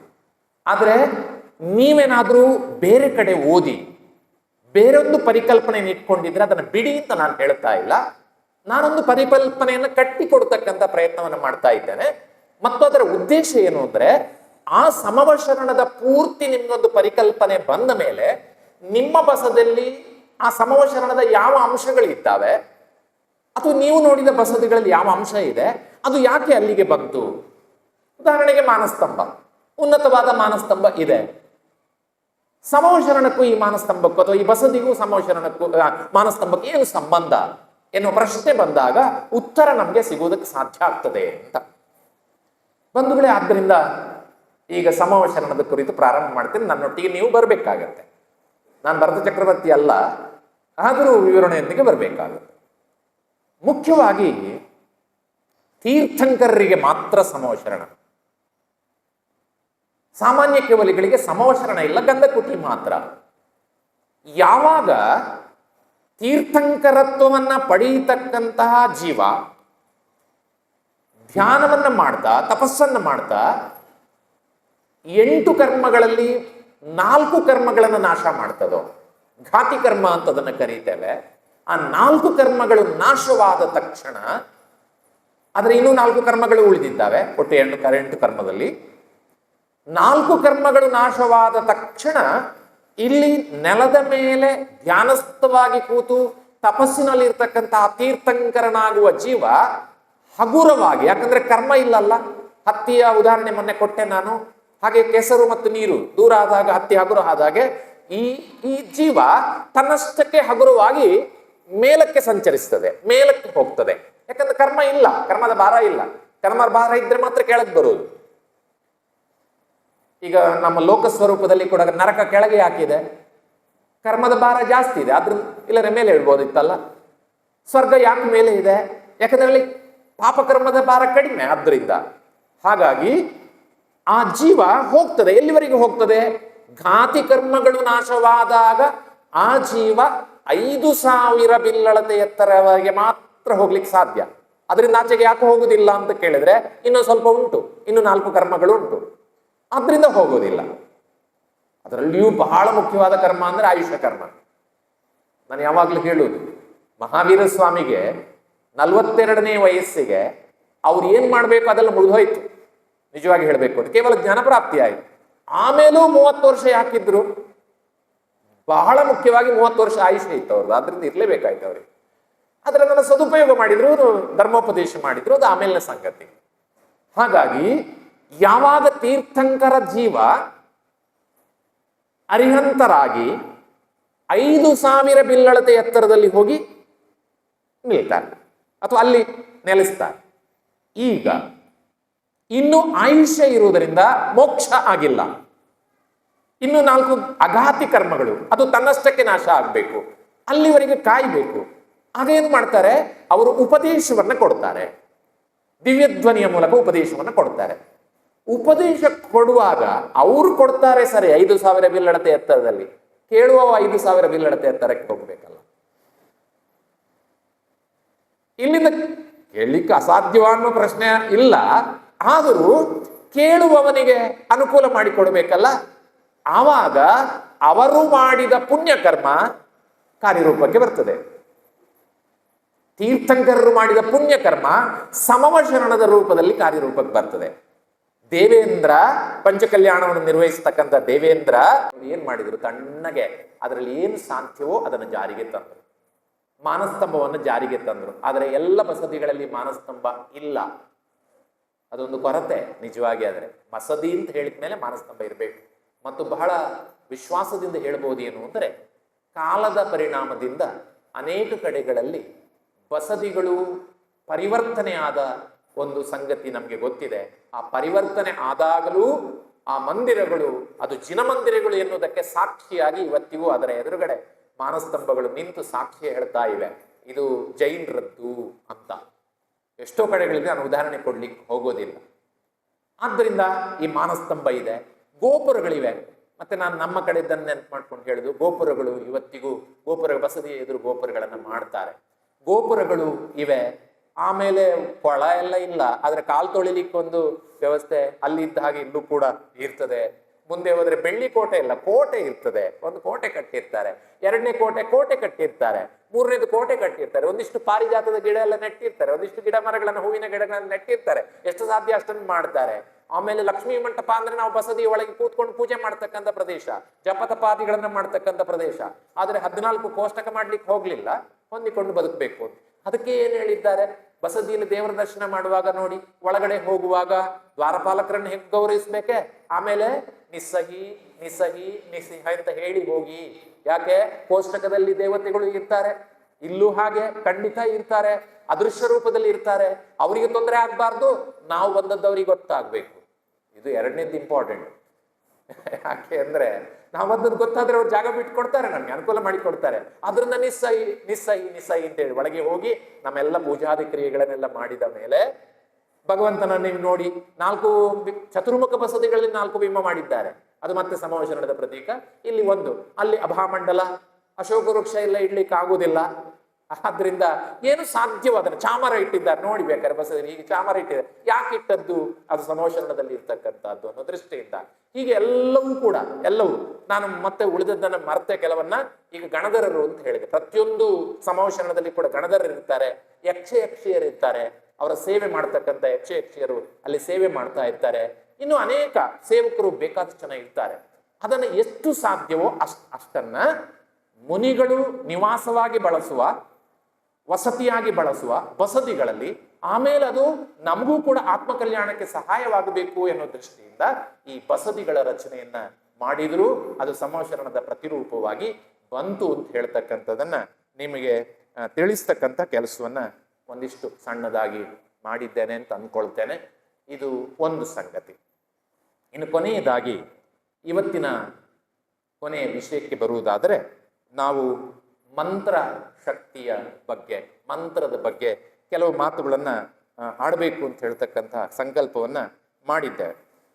ಮುಖ್ಯವಾಗಿ ಒಂದು ವಿಷಯವನ್ನ, ಹಿಂದಿನ ವಿಷಯವನ್ನ ಕ್ಲಿಯರ್ ಮಾಡಿ ಮತ್ತೆ ಹೋಗ್ತೇನೆ ಮುಂದಕ್ಕೆ. ಈಗ ಬಸದಿ ಅಂತ ಹೇಳಿದೆ ನಾನು, ಸಮಾವೇಶನದ ಪ್ರತಿರೂಪ. ಆದ್ರೆ ಒಂದು ಜಿಜ್ಞಾಸೆ ಎಲ್ಲ ಊರುಗಳಲ್ಲಿ ಇರ್ತಕ್ಕಂಥ, ಈಗ ನಮ್ಮ ಊರಿನಲ್ಲಿ ಒಂದು ಬಸದಿ ಆಗಬೇಕು ಅಂದ್ರೆ, ಒಂದು ಸಮಾವೇಶನದ ಪ್ರತಿರೂಪ ಆಗಬೇಕು ಅಂದಾಗ ಯಾವ ತೀರ್ಥಂಕರರ ಸಮಾವೇಶನ ಆಗಬೇಕು ನಮ್ಮ ಊರಿನಲ್ಲಿ ಅಂತ ಒಂದು ಜಿಜ್ಞಾಸೆ ಖಂಡಿತ ಚರ್ಚೆಗೆ ಎಲ್ಲ ಊರುಗಳಲ್ಲಿ ಬರ್ತದೆ. ಉದಾಹರಣೆಗೆ ನಿಮ್ಮ ಊರಿನಲ್ಲಿ ಎಲ್ಲ ಊರಿನವರು ಸೇರಿಕೊಂಡು ನಮ್ಮ ಊರಿನಲ್ಲಿ ಪಾರ್ಶ್ವನಾಥ ಸ್ವಾಮಿಯ ಸಮಾವೇಶನ ಇರಲಿ ಅಂತ ತೀರ್ಮಾನ ಮಾಡಿ. ಯಾಕೆ ಅಂತ ಗೊತ್ತಿಲ್ಲ, ತೀರ್ಮಾನ ಯಾರು ಮಾಡಿದ್ರೋ, 1566ರಲ್ಲಿ ನಿರ್ಮಾಣ ಮಾಡುವಾಗ ಯಾರು ನಿರ್ಮಾತೃಗಳಿದ್ದಾರೋ ಅವರ ಭಾವನೆಯಲ್ಲಿ ಏನೋ ಇರ್ಬೋದು. ಆದ್ರೆ ಒಂದು ಸಣ್ಣ ಸ್ವಾರಸ್ಯದ ಸಂಗತಿಯನ್ನು ನಿಮ್ಗೆ ಹೇಳಲಿಕ್ಕೆ ಇಷ್ಟಪಡ್ತೇನೆ. ಒಂದ್ ದಿವಸ ನಮ್ಮ ಮನೆಗೆ ಒಬ್ಬರು ಆಮಂತ್ರಣ ಪತ್ರಿಕೆ ಕೊಡ್ಲಿಕ್ಕೆ ಒಬ್ಬರು ಸಾಮಾನ್ಯ ಮನುಷ್ಯ, ಪಾಪದ ಮನುಷ್ಯ, ಹೆಚ್ಚು ಧರ್ಮಜ್ಞಾನ ಅಂತ ಅತ್ರದ್ದೇನಿಲ್ಲ, ಬಂದವರು ಮಾಸ್ಟರ್ ಜೈ ಜಿನೇಂದ್ರ ಹೀಗೆ ನೋಡಿದ್ರು. ನಮ್ಮ ಮನೆಯಲ್ಲಿ, ಈಗಿನ ಮನೆಯಲ್ಲ ಹಿಂದಿನ ಮನೆ, ಹಳೆಯ ಮನೆಯಲ್ಲಿ ನಾನು ಸಹಸ್ರವಾಣಿ ಪಾರ್ಶ್ವನಾಥ ಸ್ವಾಮಿಯ ದೊಡ್ಡ ಇದನ್ನ ಭಾವಚಿತ್ರವನ್ನ ಅದಕ್ಕೆ ಫ್ರೇಮ್ ಹಾಕಿಸಿ ಎದುರಲ್ಲಿ ಹೀಗೆ ಇಟ್ಟಿದ್ದೆ. ಓಹ್, ಇದು ಪಾರ್ಶ್ವನಾಥ ಸ್ವಾಮಿ ಅಲ್ವಾ ಅಂತ ಕೇಳಿದ್ರು, ಯಾಕಂದ್ರೆ 1000 ಹೆಡೆಗಳಿದ್ದ. ಹೌದು ಅಂದೆ. ತಕ್ಷಣ ಒಂದು ಪ್ರಶ್ನೆ ಹೇಳಿದ್ರು ಅವ್ರು, ನಂಗೆ ಬಹಳ ಆಶ್ಚರ್ಯ ಆದದ್ದು. ನಮ್ಮ ಮನೆಗಳಲ್ಲಿ ಎಲ್ಲ ಪಾರ್ಶ್ವನಾಥ ಸ್ವಾಮಿ ಇದ್ದು ಚಿತ್ರ ಇಡ್ಬೇಕಂತೆ, ಮಹಾವೀರ ಸ್ವಾಮಿ ಇದ್ದು ಇಡಬಾರ್ದಂತೆ ಅಲ್ವಾ ಅಂತ ಹೇಳಿ. ನನಗೆ ಶಾಕ್ ಆಯ್ತು ಒಂದ್ಸಲ. ಯಾಕಂತೆ ಅಂತ ಕೇಳಿದೆ. ಅವರಲ್ಲಿ ಏನಾರು ಇರ್ಬೇಕಲ್ಲ. ಯಾಕೆ ಅಂದ್ರೆ ಈ ಪಾರ್ಶ್ವನಾಥ ಸ್ವಾಮಿ ಸಂಸಾರಿಯಾಗಿದ್ದು ಮೋಕ್ಷಕ್ಕೆ ಹೋದವರಂತೆ, ಅವರಿಗೆ ಈ ಸಂಸಾರಿಗಳ ಕಷ್ಟ ಎಲ್ಲ ಗೊತ್ತಾಗ್ತದಂತೆ. ಮಹಾವೀರ ಸ್ವಾಮಿ ಬಾಲಬ್ರಹ್ಮಚಾರಿಯಾಗಿ ಮೋಕ್ಷಕ್ಕೆ ಹೋದವರಂತೆ, ಅವರಿಗೆಲ್ಲ ಅರ್ಥ ಆಗುತ್ತಂತೆ. ಎಂತಹ ಮುಗ್ಧತೆ ಅಂತ ಅನ್ನಿಸ್ತು ನನಗೆ. ಆದರೂ ಅದರ ಹಿಂದೆ ಎಲ್ಲೋ ಒಂದು ಎಂಥದ್ದು, ಒಂದು ಸ್ವಾರ್ಥ. ನಮ್ಗೆ ಸಂಸಾರಿಗಳ ಕಷ್ಟ ಅರ್ಥ ಆಗುವ ಭಗವಂತನನ್ನೇ ಸ್ಥಾಪನೆ ಮಾಡಬೇಕು, ಯಾಕೆಂದ್ರೆ ಅವರಿಗೆ ನಮ್ಮ ಕಷ್ಟಗಳು ಅರ್ಥ ಆಗ್ಬೇಕು ಅಂತ ಏನ್ ಭಾವನೆ ಇತ್ತೋ ಇಲ್ವೋ ಗೊತ್ತಿಲ್ಲ, ಖಂಡಿತ ಆಗಿರ್ಲಿಕ್ಕಿಲ್ಲ. ಯಾಕಂದ್ರೆ ಎಲ್ಲ ತೀರ್ಥಂಕರರು ಒಂದೇ. ನಮಗೆ ಅವರ ಜೀವನದಲ್ಲಿ, ಅವರ ಭವಾವಳಿಗಳಲ್ಲಿ, ಅಥವಾ ಅವರು ತಪಸ್ಸಿನ ಸಮಯದಲ್ಲಿ ಅವರು ಎದುರಿಸಿದ ಉಪಸರ್ಗ, ಇದರಲ್ಲಿ ವ್ಯತ್ಯಾಸ ಇರ್ಬೋದು. ಆದ್ರೆ ಒಂದು ಸಲ ಅವರು ಅರಿಹಂತ ಪರಮೇಶ್ವರಿಗಳಾಗಿ ಸಿದ್ಧ ಪರಮೇಶ್ವರಿಗಳಾದ ಸಂದರ್ಭಕ್ಕೆ ಎಲ್ಲ ತೀರ್ಥಂಕರರು ಒಂದೇ, ಯಾವ ವ್ಯತ್ಯಾಸ ಕೂಡ ಇಲ್ಲ. ಎಲ್ಲ ತೀರ್ಥಂಕರರು ನಮ್ಗೆ ಒಳಿತನ್ನೇ ಮಾಡುವವರು, ನಮ್ಮ ಆತ್ಮ ಕಲ್ಯಾಣಕ್ಕೆ ಪ್ರೇರೇಪಣೆ ಕೊಡ್ತಕ್ಕಂಥವ್ರು, ತೊಂದರೆ ಕೊಡೋರು ಯಾರಿಲ್ಲ, ಅಥವಾ ಅರ್ಥ ಮಾಡಿಕೊಳ್ಳದೇ ಇರೋರು ಅನ್ನುವ ಭಾವನೆ ಬೇಕಾಗಿಲ್ಲ ಅಂತ ಹೇಳುದು. ಆದ್ರೆ ಮುಗ್ಧತೆಯಿಂದ ನೋಡಿದ್ರೆ ಬಹುಶಃ ನಮಗೆ ಪಾರ್ಶ್ವನಾಥ ಸ್ವಾಮಿ ಸ್ವಲ್ಪ ಇಷ್ಟ ಆಗ್ತಾರೆ ಅಂತ ಅನ್ಸೋದು ನನಗೆ. ಆದ್ದರಿಂದ ಹಾಗಾಗಿ ಆ ಒಂದು ವಿಶ್ವಾಸಕ್ಕೆ ಬೇಕಾಗಿ ನಾವು ಕಾಣ್ತೇವೆ. ಆದ್ರೆ ವಿಶೇಷ ಏನು ಅಂದ್ರೆ, ನೀವು ಸಂವೇದಿ ಶಿಖರ್ಜಿಗೆ ಹೋದ್ರೆ ಬಸದಿಗಳು ಇಲ್ಲ, ಕೂಟಗಳಿವೆ. ಅದಕ್ಕೆ ಕಾರಣ ಬೇರೆ ಏನಿದೆ. ಅಲ್ಲಿ ಬಸದಿಗಳು ಇಲ್ಲ, ಕೂಟಗಳು ಇದ್ದಾವೆ. ಯಾಕೆ ಕೇಳಿದ್ರೆ, ಒಂದು ಅಲ್ಲಿರ್ತಕ್ಕಂಥ ಕೂಟಗಳು ಬಸತಿಗಳಲ್ಲ, ವಸತಿಗಳಲ್ಲ. ಅಲ್ಲಿ ಯಾರೋ ಮುನಿಗಳು ಉಳ್ಕೊಳ್ಳೋದಿಲ್ಲ, ಅಲ್ಲಿ ಅಲ್ಲಿ ಉಳ್ಕೊಳ್ಳೋದಿಲ್ಲ. ಇನ್ನೊಂದು ಬಹಳ ಮುಖ್ಯವಾಗಿ ಆ ಕೂಟಗಳ ರಚನೆ ಹಿಂದೆ ಬಹಳ ಅದ್ಭುತವಾದ ಪ್ರಸಂಗಗಳು ಇವೆ. ನಾನು ಅದನ್ನ ಹೆಚ್ಚು ವಿವರಿಸ್ಲಿಕ್ಕೆ ಹೋಗಿದ್ರೆ ಮತ್ತೆ ಹೆಚ್ಚು ಗೊತ್ತೂ ಇಲ್ಲ ನನಗೆ. ಆದರೆ ಹೇಳಿದ ಪ್ರಕಾರ ಏನು ಕೇಳಿದ್ರೆ, ಯಾವಾಗ ತೀರ್ಥಂಕರರು ಇಲ್ಲಿ ಧ್ಯಾನ ಮಾಡಿ ಮಾಡಿ ಅವರು ಮೋಕ್ಷಕ್ಕೆ ಹೋದ್ರೋ ಆಗ ಮೋಕ್ಷಕ್ಕೆ ಹೋದಾಗ ದೇವೇಂದ್ರ ತನ್ನ ವಜ್ರದಂಡದಿಂದ ಆ ಪಾದುಕೆಗಳನ್ನ ಈ ಅಂದ್ರೆ ಆ ಪ್ರದೇಶದಲ್ಲಿ ಎಲ್ಲಿ ಅವರು ಮೋಕ್ಷದಲ್ಲಿ ಈಗ ಸಿದ್ಧ ಪರಮೇಶ್ವರಿಗಳಾಗಿ ಇದ್ದಾರೋ ಅದೇ ಭಾಗದಲ್ಲಿ, ನಾವು ರೇಖಾಂಶ ಅಂತ ಹೇಳ್ಬಹುದು, ಅದೇ ಭಾಗದಲ್ಲಿ ತನ್ನ ವಜ್ರದಂಡದಿಂದ ದೇವತೆಗಳ ಅಥವಾ ದೇವೇಂದ್ರ ಆ ಪಾದುಕೆಗಳನ್ನ ನಿರ್ಮಾಣ ಮಾಡಿದ, ಆ ಕೂಟಗಳನ್ನು ನಿರ್ಮಾಣ ಮಾಡಿದ ಅಂತಕ್ಕಂಥದ್ದು ವಿಶ್ವಾಸ, ದೃಢವಾದ ವಿಶ್ವಾಸ. ಆದ್ದರಿಂದಲೇ ಆ ಪೀಠಗಳನ್ನು ನಮಸ್ಕಾರ ಮಾಡಬೇಕು. ಮತ್ತೆ ನಾನು ಮೊನ್ನೆ ಹೇಳಿದೆ, ಒಂದು ಕ್ಷಣವಾದರೂ ಆ ಭಾಗದಿಂದ ಮೇಲಕ್ಕೆ ನೋಡಿ ನಮಿಸುವುದು ಶಿಖರ್ಜಿಯ ದರ್ಶನ ಮಾಡತಕ್ಕಂಥ ಒಂದು ಕ್ರಮ ಅನ್ನೋದನ್ನ ನಿಮ್ ಜೊತೆಯಲ್ಲಿ ಹಂಚಿಕೊಂಡೆ. ಬಂಧುಗಳೇ, ಇನ್ನು ಮುಂದಿನ ವಿಷಯ ಹೆಚ್ಚು ದೊಡ್ಡದೇನಲ್ಲ, ಚಿಕ್ಕದಾಗಿ ಮುಗಿಸ್ತೇನೆ. ಆದರೂ ಮಂತ್ರಶಕ್ತಿಯ ಬಗ್ಗೆ ಅಲ್ಲೂ ಒಂದು ವಿಶ್ವಾಸ ಇರಬೇಕು. ಯಾಕೆ ಅಂದ್ರೆ ನಮ್ಮ ಇಡೀ ಜೀವನನೇ ನಂಬಿಕೆಗಳ ಮೇಲೆ ನಡೆಯುವುದು. ನಾನು ಮೊನ್ನೆ ಕೂಡ ಹೇಳಿದೆ ಅಂತ ಕಾಣ್ತದೆ, ಹೇಳಿದ್ನ ಇಲ್ಲೋ ಗೊತ್ತಿಲ್ಲ. ಅಮ್ಮ ನಂಬಿಕೆ ಅಲ್ಲ, ಅಮ್ಮ ಸತ್ಯ, ಅಪ್ಪ ನಂಬಿಕೆ ಅಂತ ಹೇಳಿದ್ನ ಇಲ್ಲ. ಮಂಗಳೂರಲ್ಲಿ ಹೇಳಿ ಈ ವಾಕ್ಯವನ್ನು ಸರಿ ಅರ್ಥ ಮಾಡ್ಕೊಳ್ಳಿ. ಅಮ್ಮ ಸತ್ಯ, ಅಪ್ಪ ನಂಬಿಕೆ ಅಂತ. ಯಾಕೆ ಹೇಳಿ? ಇವ್ರು ನಿನ್ನ ಅಪ್ಪ ಅಂತ ಅಮ್ಮ ಹೇಳಿದ್ದರಿಂದ ನಮ್ಗೆ ವಿಶ್ವಾಸ. ಎಷ್ಟು ಚೆನ್ನಾಗಿದೆ. ಇವ್ರು ನಿನ್ನ ಅಪ್ಪ ಅಂತ ಅಮ್ಮ ಹೇಳಿದ್ರಿಂದ ನಾವು ನಂಬಿದ್ದು. ಹಾಗಾಗಿ ಅಪ್ಪ ನಂಬಿಕೆ, ಅಮ್ಮ ಸತ್ಯ. ಅಮ್ಮನೇ ಹಾಗೆ ಬಿಡಿ. ಆದ್ದರಿಂದ ನಂಬಿಕೆಗಳಿಂದ ನಮ್ಮ ಜೀವನ ನಡೀತದೆ. ಈ ಜೀವನ ನಡೆಯುವ ಕಾಲಕ್ಕೆ ನಮಗೆ ನಾವು ಹೇಳುವ ಮಂತ್ರಗಳಲ್ಲಿ ಒಂದು ಶಕ್ತಿ ಇದೆ ಅಂತಕ್ಕಂಥ ವಿಶ್ವಾಸ, ನಂಬಿಕೆ ಕೂಡ ಇರಬೇಕು, ಇರುತ್ತದೆ. ಇಲ್ಲದಿದ್ರೆ ಅದನ್ನು ಹೇಳಿ ಪ್ರಯೋಜನ ಇದೆ. ಒಂದು 2-3 ಸಣ್ಣ ಸಣ್ಣ ಸಂಗತಿಗಳನ್ನು ನಿಮ್ಮ ಜೊತೆ ಹಂಚಿಕೊಳ್ತೇನೆ. ಒಂದು ಜಿನಬಿಂಬವನ್ನ ಪ್ರತಿಷ್ಠಾಪನೆ ಮಾಡಬೇಕಾದ್ರೆ ಆ ಜಿನಬಿಂಬವನ್ನ ಪಂಚಕಲ್ಯಾಣ ಸಂಸ್ಕಾರಕ್ಕೆ ಒಳಪಡಿಸ್ತೇವೆ. ನಿನ್ನೆ ಕೊಡುವ ಕ್ವಿಜ್ನ ಸಂದರ್ಭದಲ್ಲಿ ಅದನ್ನ ಚೂರು ಹೇಳಿದೆ. ಬಾಹುಬಲಿ ಸ್ವಾಮಿಗೆ ಬೇರೆ ತೀರ್ಥಂಕರರ ಪಂಚಕಲ್ಯಾಣಗಳನ್ನು ಮಾಡಿ. ಯಾಕೆ ಅಂದ್ರೆ, ಒಂದು ಕಲ್ಲಿನ ಮೂರ್ತಿಯನ್ನು ಒಬ್ಬ ಶಿಲ್ಪಿ ಕೆತ್ತಾನೆ, ಅದು ದೇವರಲ್ಲ. ಅದಕ್ಕೆ ಹೊಂಬುಜ ಶ್ರೀಗಳವರು ಬಹಳ ಸ್ಪಷ್ಟವಾಗಿ ಹೇಳ್ತಾ ಇದ್ರು. ಏನು ಅಂದ್ರೆ, ಶಿಲ್ಪಿ ಕೆತ್ತುವಾಗ ಅದು ಪೂರ್ತಿ ಪಂಚಕಲ್ಯಾಣ ಸಂಸ್ಕಾರ ಆಗಿ ಪ್ರತಿಷ್ಠಾಪನೆ ಆಗಿ ಅದು ದೇವರಾದಾಗ ಅದು ಬಿಂಬ ಅಂತ. ನೀವು ಶಿಲ್ಪಿ ಬಿಂಬವನ್ನ ಕೆತ್ತುತ್ತಾನೆ ಅಂತ ಹೇಳಬಾರದು, ನಾನು ಮೂರ್ತಿಯನ್ನ ಪೂಜೆ ಮಾಡ್ತೇನೆ ಅಂತ ಹೇಳಬಾರದು. ಮೂರ್ತಿಯನ್ನ ಶಿಲ್ಪಿ ಕೆತ್ತುತ್ತಾನೆ, ಬಿಂಬವನ್ನ ನಾವು ಪೂಜಿಸುತ್ತೇವೆ. ಎಷ್ಟು ಚೆನ್ನಾಗಿದೆ ನೋಡಿ. ಆದ್ರಿಂದ ಅದು ಪಂಚಕಲ್ಯಾಣ ಸಂಸ್ಕಾರಕ್ಕೆ ಒಳಗಾದಾಗ ಅದು ಬಿಂಬ ಆಗ್ತದೆ. ಬಿಂಬ ಅಂದ್ರೆ ದೇವರಾಗ್ತಾರೆ. ಆ ಅಂದ್ರೆ ಒಂದು ಶಿಲೆಗೆ ದೇವರನ್ನಾಗಿ ಮಾಡುವ ಕ್ರಿಯೆ ನಡೆಯುವುದು ಯಾವುದರಿಂದ ಅಂದ್ರೆ ಪಂಚಕಲ್ಯಾಣ ಸಂಸ್ಕಾರ ಹೇಗೆ ನಡೀತದೆ? ಮಂತ್ರಗಳಿಂದ, ಮಂತ್ರೋಕ್ತವಾಗಿರ್ತಕ್ಕಂಥ. ಅದರಲ್ಲಿಯೂ ಬಹಳ ಮುಖ್ಯವಾಗಿ ನೆನಪು ಮಾಡ್ಕೊಳ್ಬೇಕಾದ್ದು, ಕೊನೆಗೆ ಸಾಮಾನ್ಯವಾಗಿ ದಿಗಂಬರ ಮುನಿಗಳು ಅಥವಾ ಶ್ರೇಷ್ಠರಾದಂಥ ಯತಿಗಳು ಒಂದು ಚಿನ್ನದ ಕಡ್ಡಿಯನ್ನು ತೆಗೆದುಕೊಂಡು ಕಣ್ಣಿನಲ್ಲಿ ಅಥವಾ ಶರೀರದ ಭಾಗಗಳಲ್ಲಿ ಮಂತ್ರಾನ್ಯಾಸ ಮಾಡ್ತಾರೆ. ಮಂತ್ರಾನ್ಯಾಸ ಅಂದ್ರೆ ನಿಜವಾದ ಒಂದು ದೈವಿಕತೆ, ದೇವಶಕ್ತಿ ಅದಕ್ಕೆ ಬರುವುದೇ ಈ ಮಂತ್ರಾನ್ಯಾಸದಿಂದ. ಬೀಜಾಕ್ಷರಗಳಿಂದ ಅದಕ್ಕೆ ಮಂತ್ರಾನ್ಯಾಸವನ್ನು ಮಾಡ್ತಾರೆ. ಕಣ್ಣಿನಿಂದ ಬಹಳ ಮುಖ್ಯವಾಗಿ ಮಾಡ್ತಾರೆ. ಆಗ ಅದಕ್ಕೆ ನಿಜವಾದ ದೇವಶಕ್ತಿ ಬರ್ತದೆ. ಅದು ತೀರ್ಥಂಕರರೇ ಆಗ್ತಾರೆ. ಅವರು ನಮ್ಮ ಅಭೀಕ್ಷೆಗಳನ್ನ ಈಡೇರಿಸ್ತಕ್ಕಂಥ ಕೆಲಸ ಮಾಡ್ತಾರೆ. ಒಂದು ಶಕ್ತಿ ಬರ್ತದೆ. ಆದ್ರೆ ಆ ಶಕ್ತಿ ಎಲ್ಲಿಂದ ಬಂತು? ಈ ಮಂತ್ರದಿಂದ ಬಂತು. ಹಾಗಾಗಿ ಅದನ್ನ ಮಂತ್ರಾನ್ಯಾಸ ಅಂತ ನಾವು ವಿವರಣೆ ಕೊಡುತ್ತೇವೆ. ಹಾಗಾಗಿ ಮಂತ್ರಕ್ಕೆ ಒಂದು ಶಕ್ತಿ ಇದೆ ಅಂತ ಆಯ್ತಲ್ಲ. ಜೊತೆಗೇನೆ ಒಂದು ಮಾತು ಹೇಳುವುದನ್ನು ನಾನು ಕೇಳಿದ್ದೇನೆ. ಮಂತ್ರಾನ್ಯಾಸಗಳ ಮೂಲಕ ಅಥವಾ ಮಂತ್ರಶಕ್ತಿಯ ಮೂಲಕ ಅಥವಾ ಯಾವುದು ವಿಧಿವಿಧಾನಗಳ ಧಾರ್ಮಿಕ ವಿಧಿವಿಧಾನಗಳ ಮೂಲಕ ಒಂದು ಕಲ್ಲನ್ನ ದೇವರು ಮಾಡಲು ಸಾಧ್ಯವಂತೆ, ಆದರೆ ಒಬ್ಬ ಮನುಷ್ಯನನ್ನ ದೇವರು ಮಾಡಲು ಆಗುವುದಿಲ್ಲ ಅಂತ. ವಿಚಿತ್ರವಾದ್ದಲ್ಲ. ಕಲ್ಲನ್ನು ದೇವರು ಮಾಡ್ಲಿಕ್ಕೆ ಸಾಧ್ಯ ಆಗ್ತದೆ ನಮ್ಮಿಂದ, ಆದರೆ ಮನುಷ್ಯನನ್ನು ಮಾಡ್ಲಿಕ್ಕೆ ಸಾಧ್ಯ ಆಗುವುದಿಲ್ಲ ಅಂತ ಹೇಳ್ತಾರೆ. ಅಸಹಾಯಕತೆ ಇದು ಇರ್ಲಿ, ಆಗಬೇಕು ಎನ್ನುವುದು ಆಶಯ ಅಷ್ಟೇ. ಹಾಗಾಗಿ ಅಂತಹ ಮಂತ್ರಾನ್ಯಾಸವನ್ನ ಬಹಳ ಮುಖ್ಯವಾಗಿ ಮಾಡ್ತಾರೆ. ಈ ಮಂತ್ರದ ಶಕ್ತಿಗೆ ಉದಾಹರಣೆಯಾಗಿ ಒಂದೆರಡು ಸಂಗತಿಗಳನ್ನು ನಿಮ್ಮೊಟ್ಟಿಗೆ ನೆನಪು ಮಾಡಿಕೊಳ್ತೇನೆ. ಒಂದು, ನಾವು ಶ್ರವಣರು, ಶ್ರವಣ ಪರಂಪರೆ ನಮ್ದು. ಈ ಶ್ರವಣ ಪರಂಪರೆಯಲ್ಲಿ ನಾವೆಲ್ಲ ಕೇಳ್ತಾ ಇದ್ದದ್ದು, ಹೇಳ್ತಾ ಇದ್ದದ್ದು. ಆದರೆ ಆಚಾರ್ಯ ದರಸೇನರ ಕಾಲಕ್ಕೆ ಬರುವಾಗ ನಿಜವಾಗಿ ಕಳೆದೇ ಹೋಗಿತ್ತು. ಈಗಲೂ ಅಲ್ಪ ಸ್ವಲ್ಪ ಉಳಿದದ್ದಂತೆ, ಉಳಿದದ್ದು ಎಷ್ಟೋ ನಷ್ಟವಾಗಿ ಹೋಗಿದೆ ಅಂತ ಹೇಳ್ತಾರೆ.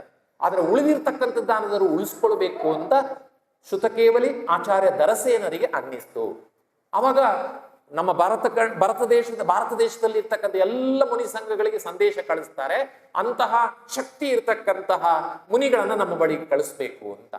ಆಗ ಗುಜರಾತ್ ಪ್ರದೇಶದಿಂದ ಇಬ್ಬರು ಮುನಿಗಳನ್ನ ಕಳಿಸ್ತಾರೆ, ಬೇರೆ ಮುನಿ ಸಂಘದವರು, ಪುಷ್ಪದಂತ ಮತ್ತು ಭೂತಬಲಿ ಅಂತಕ್ಕಂಥ ಇಬ್ಬರು ಮುನಿಗಳನ್ನ.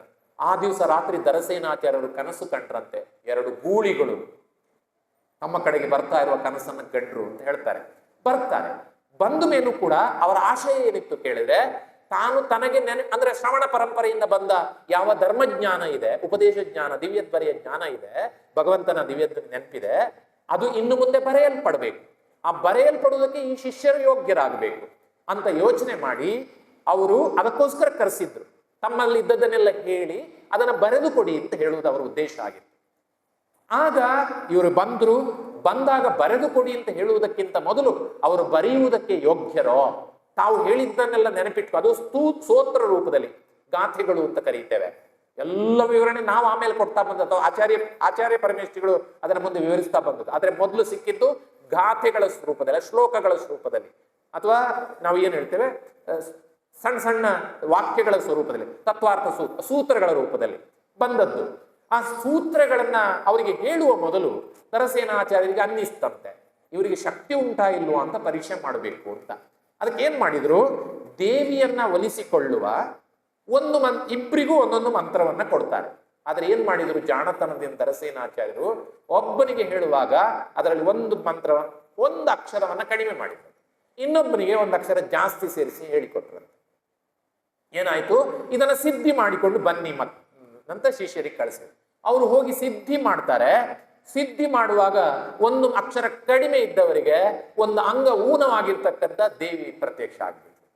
ಒಂದು ಮಂತ್ರ ಜಾಸ್ತಿ ಕೊಟ್ಟವರಿಗೆ ಒಂದು ವಿಕಾರ ಸ್ವರೂಪದ ಒಂದು ಅಂಗ ಜಾಸ್ತಿ ಇರ್ತಕ್ಕಂಥ. ಇದು ಇವತ್ತಿಗೂ ಕನಕಗಿರಿಯಲ್ಲಿ ಕಂಬದ ಹಳ್ಳಿಯಲ್ಲಿ ಇರ್ತಕ್ಕಂಥ ಬಸದಿಯಲ್ಲಿ ಇವತ್ತಿಗೂ ಈ ಮೂರ್ತಿಗಳನ್ನ ಕಾಣಬಹುದು ನಾವು. ಆ ಯಾವ ಮೂರ್ತಿಗಳು ಯಾವ ರೀತಿಯಲ್ಲಿ ಪ್ರತ್ಯಕ್ಷ ಆದವು ಅನ್ನೋದನ್ನ, ಅದು ಪ್ರತ್ಯಕ್ಷ ಆದವು.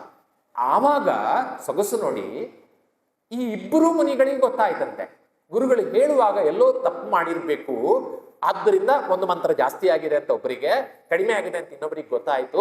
ಅದನ್ನ ಸರಿಪಡಿಸಿ ಸರಿಯಾಗಿರ್ತಕ್ಕಂಥ ದೇವಿಯರನ್ನ ಸಾಕ್ಷಾತ್ಕರಿಸಿಕೊಂಡು ಗುರುಗಳ ಬಳಿಗೆ ಹೋದ್ರಂತೆ. ಆಗ ಕೇಳಿದ್ರು ಏನಾಯ್ತು ಅಂತ. ಹೀಗಾಯ್ತು ಗುರುಗಳೇ, ನಾವು ಶಬಾಸ್. ಯಾಕೆಂದ್ರೆ ಬರೇ ತಪ್ಪಾಗಿದೆ ಅಂತ ಬಂದು ವರದಿ ಹೇಳಿದ್ರೆ ವಿಶ್ವಾಸ ಇಡ್ತಾ ಇರಲಿಲ್ಲ. ಇವರಿಗೆ ಸರಿಪಡಿಸುವ ಶಕ್ತಿ. ಈಗ ತಾವು ಹೇಳುವಾಗಲೂ ಒಂದು ಸೂತ್ರವನ್ನ ಹೇಳುವಾಗ ಆ ಶಿಷ್ಯರು ಹೇಳುವಾಗ ತಪ್ಪಾಗಿರ್ಬೋದು, ಆದರೆ ಅದನ್ನು ಗ್ರಹಿಸಿಕೊಂಡು ತಾವು ತಿದ್ದುಕೊಂಡು ಸರಿಯಾದದ್ದನ್ನು ಬರೆಯುವ ಯೋಗ್ಯತೆ ಬೇಕಲ್ಲ. ಇದನ್ನ ಪರೀಕ್ಷೆ ಮಾಡುವುದಕ್ಕೆ ಅವರು ಪರೀಕ್ಷೆ ಮಾಡಿದ್ದು ಒಂದು ಮಂತ್ರವನ್ನ ಕೊಡುವುದರ ಮೂಲಕ. ನೋಡಿ ಆ ಮಂತ್ರಕ್ಕೆ ಎಷ್ಟು ಶಕ್ತಿ ಇತ್ತು ಅಂತ ನಾನು ಹೇಳುವುದು. ಆದ್ರಿಂದ ಮಂತ್ರಕ್ಕೆ ಅಪಾರವಾಗಿರ್ತಕ್ಕಂಥ ಶಕ್ತಿ ಇದೆ. ಮೂರನೇ ಉದಾಹರಣೆ ಕೊಡುವುದು ಮೊನ್ನೆ ಸ್ವಲ್ಪ ಹೇಳಿದ್ದೇನೆ. ಭಗವಾನ್ ಪಾರ್ಶ್ವನಾಥ ಸ್ವಾಮಿಯ ಜೀವನ ಚರಿತ್ರೆ ನಾವು ನೆನಪು ಮಾಡಿಕೊಳ್ಳುವಾಗ ಪಂಚನಮಸ್ಕಾರ ಮಂತ್ರದ ಶಕ್ತಿ ಏನು ಎನ್ನುವುದನ್ನ ನಮಗೆ ತಿಳಿಸಿಕೊಡುವ ಶ್ರೇಷ್ಠರ ತೀರ್ಥಂಕರರು ಅಂದ್ರೆ ಪಾರ್ಶ್ವನಾಥ ಸ್ವಾಮಿ. ಯಾಕೆ, ಮಂದಪಾಲ ಪಂಚಾಗ್ನಿ ತಪಸ್ಸನ್ನ ಮಾಡ್ತಾ ಇರ್ತಕ್ಕಂಥ ಹೊತ್ತಿಗೆ ಮರದ ದಿಮ್ಮಿಯನ್ನ ಅಗ್ನಿಗೆ ಹಾಕುವುದಕ್ಕೆ ಅಂತ ಒಡೆಯುವುದಕ್ಕೆ ಹೊರಟಾಗ ಅಲ್ಲಿ ಬಂದಂತಹ ಮೊಮ್ಮಗ ಪಾರ್ಶ್ವನಾಥ ಸ್ವಾಮಿ ಹೇಳ್ತಾರೆ, ಅದರೊಳಗೆ ಸರ್ಪ ಜೋಡಿಗಳಿವೆ, ಇಲ್ಲ ಅಂತ ಧಿಕ್ಕರಿಸ್ತಾರೆ, ಹೊಡಿತಾರೆ. ಹೊಡೆಯುವಾಗ ದಿಮ್ಮಿಯ ಒಳಗಿದ್ದಂಥ ಸರ್ಪ ಜೋಡಿಗಳಿಗೆ ಘಾತ ಆಗ್ತದೆ, ಅವುಗಳು ಕತ್ತರಿಸಲ್ಪಡ್ತವೆ, ಇನ್ನೇನು ಪ್ರಾಣ ಹೋಗ್ತದೆ. ಆಗ ಅಲ್ಲಿದ್ದಂಥ ಪಾರ್ಶ್ವನಾಥ ಸ್ವಾಮಿ ಗಟ್ಟಿಯಾಗಿ ಪಂಚನಮಸ್ಕಾರ ಮಂತ್ರವನ್ನ ಪಠಿಸಿದ್ರು. ತೊಂದರೆ ಏನು ಅಂದ್ರೆ ಚರ್ಚೆಗೆ ಬರ್ತಾರೆ, ಹಾವುಗಳಿಗೆ ಕಿವಿ ಇಲ್ಲ, ಅವರೆಂತ ಹೇಳಿದ್ದು, ಅದು ಹಾವುಗಳಿಗೆ ಹೇಳ್ತದ ಅಂತ ಯಾವಾಗಲೂ ಹೇಳ್ತಕ್ಕಂಥ ಸಂಗತಿ ಎಷ್ಟೇ. ನನ್ನ ಮನೆ ಪ್ರಸಾದ ಮಾಡಿದೆ ಕಾಣ್ತಿದೆ, ನೆನಪಿಲ್ಲ. ನಮ್ಮ ಮನೆಯಲ್ಲಿ ಯಾರೊಬ್ಬರ ಪ್ರಾಣೋತ್ಕ್ರಮಣ ಆಗ್ತಾ ಇದೆ ಅಂತ ಅನಿಸಿದ್ರು, ಪ್ರಾಣ ಹೋಗ್ತಾ ಇದೆ ಅಂತ ಅನಿಸಿದ್ರು, ಪಂಚನಮಸ್ಕಾರ ಹೇಳಬೇಕು. ಯಾಕೆ ಹೇಳಬೇಕು? ಅವ್ರು ಪ್ರಾಣ ಹೋಗುವ ಕಾಲಕ್ಕೆ ಪಂಚನಮಸ್ಕಾರ ಕಿವಿ ಕೊಡ್ತಾರ ಅಂತ ನಮ್ಗೆ ಭಾವನೆ ಬರ್ಬೋದು. ಪ್ರಶ್ನೆ ಅದಲ್ಲ. ಎಲ್ಲಿ ಪಂಚನಮಸ್ಕಾರವನ್ನ ನಾವು ಪಠಿಸ್ತೇವೋ ಅಲ್ಲಿ ಒಂದು ಧಾರ್ಮಿಕವಾದಂತಹ ಒಂದು ವಲಯ, ಒಂದು ವೇವ್, ಒಂದು ವಾತಾವರಣ ಸೃಷ್ಟಿಯಾಗ್ತದೆ, ಭಾವವಲಯ ಸೃಷ್ಟಿಯಾಗ್ತದೆ. ಅದರ ಪ್ರಭಾವ ಆ ಪ್ರದೇಶದಲ್ಲಿ ಇರ್ತಕ್ಕಂಥ, ನಮ್ಮಲ್ಲಿ ಇವತ್ತು ವಾಸ್ತು ಅಂತ ಹೇಳ್ತಾರೆ. ವಾಸ್ತವವಾಗಿ ವಾಸ್ತು ಅಂದ್ರೆ ಏನು, ವಾಸ್ತುಶಾಸ್ತ್ರ ಅಂದ್ರೆ ಏನು, ಅದೆಲ್ಲವೂ ಕೂಡ ಕಿರಣಗಳ ಪ್ರಭಾವ, ಗಾಳಿಯ ಪ್ರಭಾವ ಇತ್ಯಾದಿಗಳನ್ನು ಸೂಚಿಸ್ತಕ್ಕಂಥ ಅದರ ಪ್ರಭಾವ ಇದೆ ಅಂತ. ಆದ್ದರಿಂದ ಇಲ್ಲಿಯೂ ಕೂಡ ಆ ಪ್ರಭಾವಲಯವನ್ನು ಸೃಷ್ಟಿಸ್ತೇವೆ. ಅದಕ್ಕೆ ಒಳ್ಳೆಯ ಉದಾಹರಣೆ ಕಿವಿ ಇಲ್ಲದೆ ಇರಬಹುದು, ಆದರೆ ಆ ಸರ್ಪ ಜೋಡಿಗಳ ಇರುವ ಪ್ರಾಣೋತ್ಕ್ರಮಣ ಕಾಲಕ್ಕೆ ಪಾರ್ಶ್ವನಾಥ ಸ್ವಾಮಿ ಅತ್ಯಂತ ಗಟ್ಟಿ ಸ್ವರದಲ್ಲಿ ಪಂಚನಮಸ್ಕಾರಗಳನ್ನು ಪಠಿಸಿದ್ದರಿಂದ, ಆ ಭಾವವಲಯ ಪ್ರಭಾವ ಬಿದ್ದದ್ದರಿಂದ ಅವರು ಸರ್ಪಲೋಕದಲ್ಲಿ, ಉರಗಲೋಕದಲ್ಲಿ ಸರ್ಪ ಜೋಡಿಯಾಗಿ ಧರಣೇಂದ್ರ ಯಕ್ಷ ಪದ್ಮಾವತಿ ಯಕ್ಷರಾಗಿ ಹುಟ್ಟಿದರು ಅಂತ ಹೇಳಿದ್ರೆ ಅದರ ಹಿಂದೆ ಇರ್ತಕ್ಕಂಥ ಪಂಚನಮಸ್ಕಾರ ಮಂತ್ರದ ಶಕ್ತಿ ಎಷ್ಟು ಎನ್ನುವುದನ್ನ ನಾವು ಅರ್ಥ ಮಾಡ್ಕೊಳ್ಳೋದಕ್ಕೆ ಸಾಧ್ಯ. ಮುಂದೆ ಅದರಿಂದ ಅವರು ತಮಗೆ ಉಪಕಾರ ಮಾಡಿದ ಸ್ವಾಮಿಯನ್ನ ನೆನಪು ಮಾಡಿಕೊಂಡು ಪಾರ್ಶ್ವನಾಥ ಸ್ವಾಮಿಯ ಉಪಸರ್ಗದ ಸಂದರ್ಭದಲ್ಲಿ ವಜ್ರದ ಹೆಡೆಯನ್ನು, ಬೆಳ್ಳಿಯ ಕೊಡೆಯನ್ನು ಎತ್ತಿದಂತಹ ಘಟನೆಯನ್ನು ಕೂಡ ನಾವು ಕೇಳಿದ್ದೇವೆ. ಇದೆಲ್ಲದರ ಹಿಂದೆ ಇರುವುದು ಒಂದು ಪಂಚನಮಸ್ಕಾರ ಮಂತ್ರಕ್ಕೆ ಎಷ್ಟು ಶಕ್ತಿ ಇದೆ ಅಂತ ಹೇಳ್ತಕ್ಕಂಥ ಸಂಗತಿ. ಮುಖ್ಯವಾಗಿ ಇನ್ನೂ ಇದಕ್ಕೆ ಬಗ್ಗೆ ವಿಸ್ತಾರವಾಗಿ ತಿಳ್ಕೊಳ್ಬೇಕು ಅಂದ್ರೆ ಜಿ ಬ್ರಹ್ಮಪ್ಪನವರು ಪಂಚನಮಸ್ಕಾರ ಮಂತ್ರದ ಮಹಿಮೆ ಅಂತ ಒಂದು ಪುಟ್ಟ ಪುಸ್ತಕ ಬರೆದಿದ್ದಾರೆ. ಅವರ ಜೀವನದ ಅನುಭವಗಳನ್ನ ಬರೆದಿದ್ದಾರೆ, ತಾವು ದಯವಿಟ್ಟು ಓದ್ಬೇಕು. ನನ್ನ ಜೀವನದಲ್ಲಿಯೂ ಕೂಡ ಒಂದೆರಡು ಸಣ್ಣ ಸಣ್ಣ ಘಟನೆಗಳಿಂದ ನಾನು ಪಡೆದ ಅನುಭವ ಕೂಡ ಇದೆ.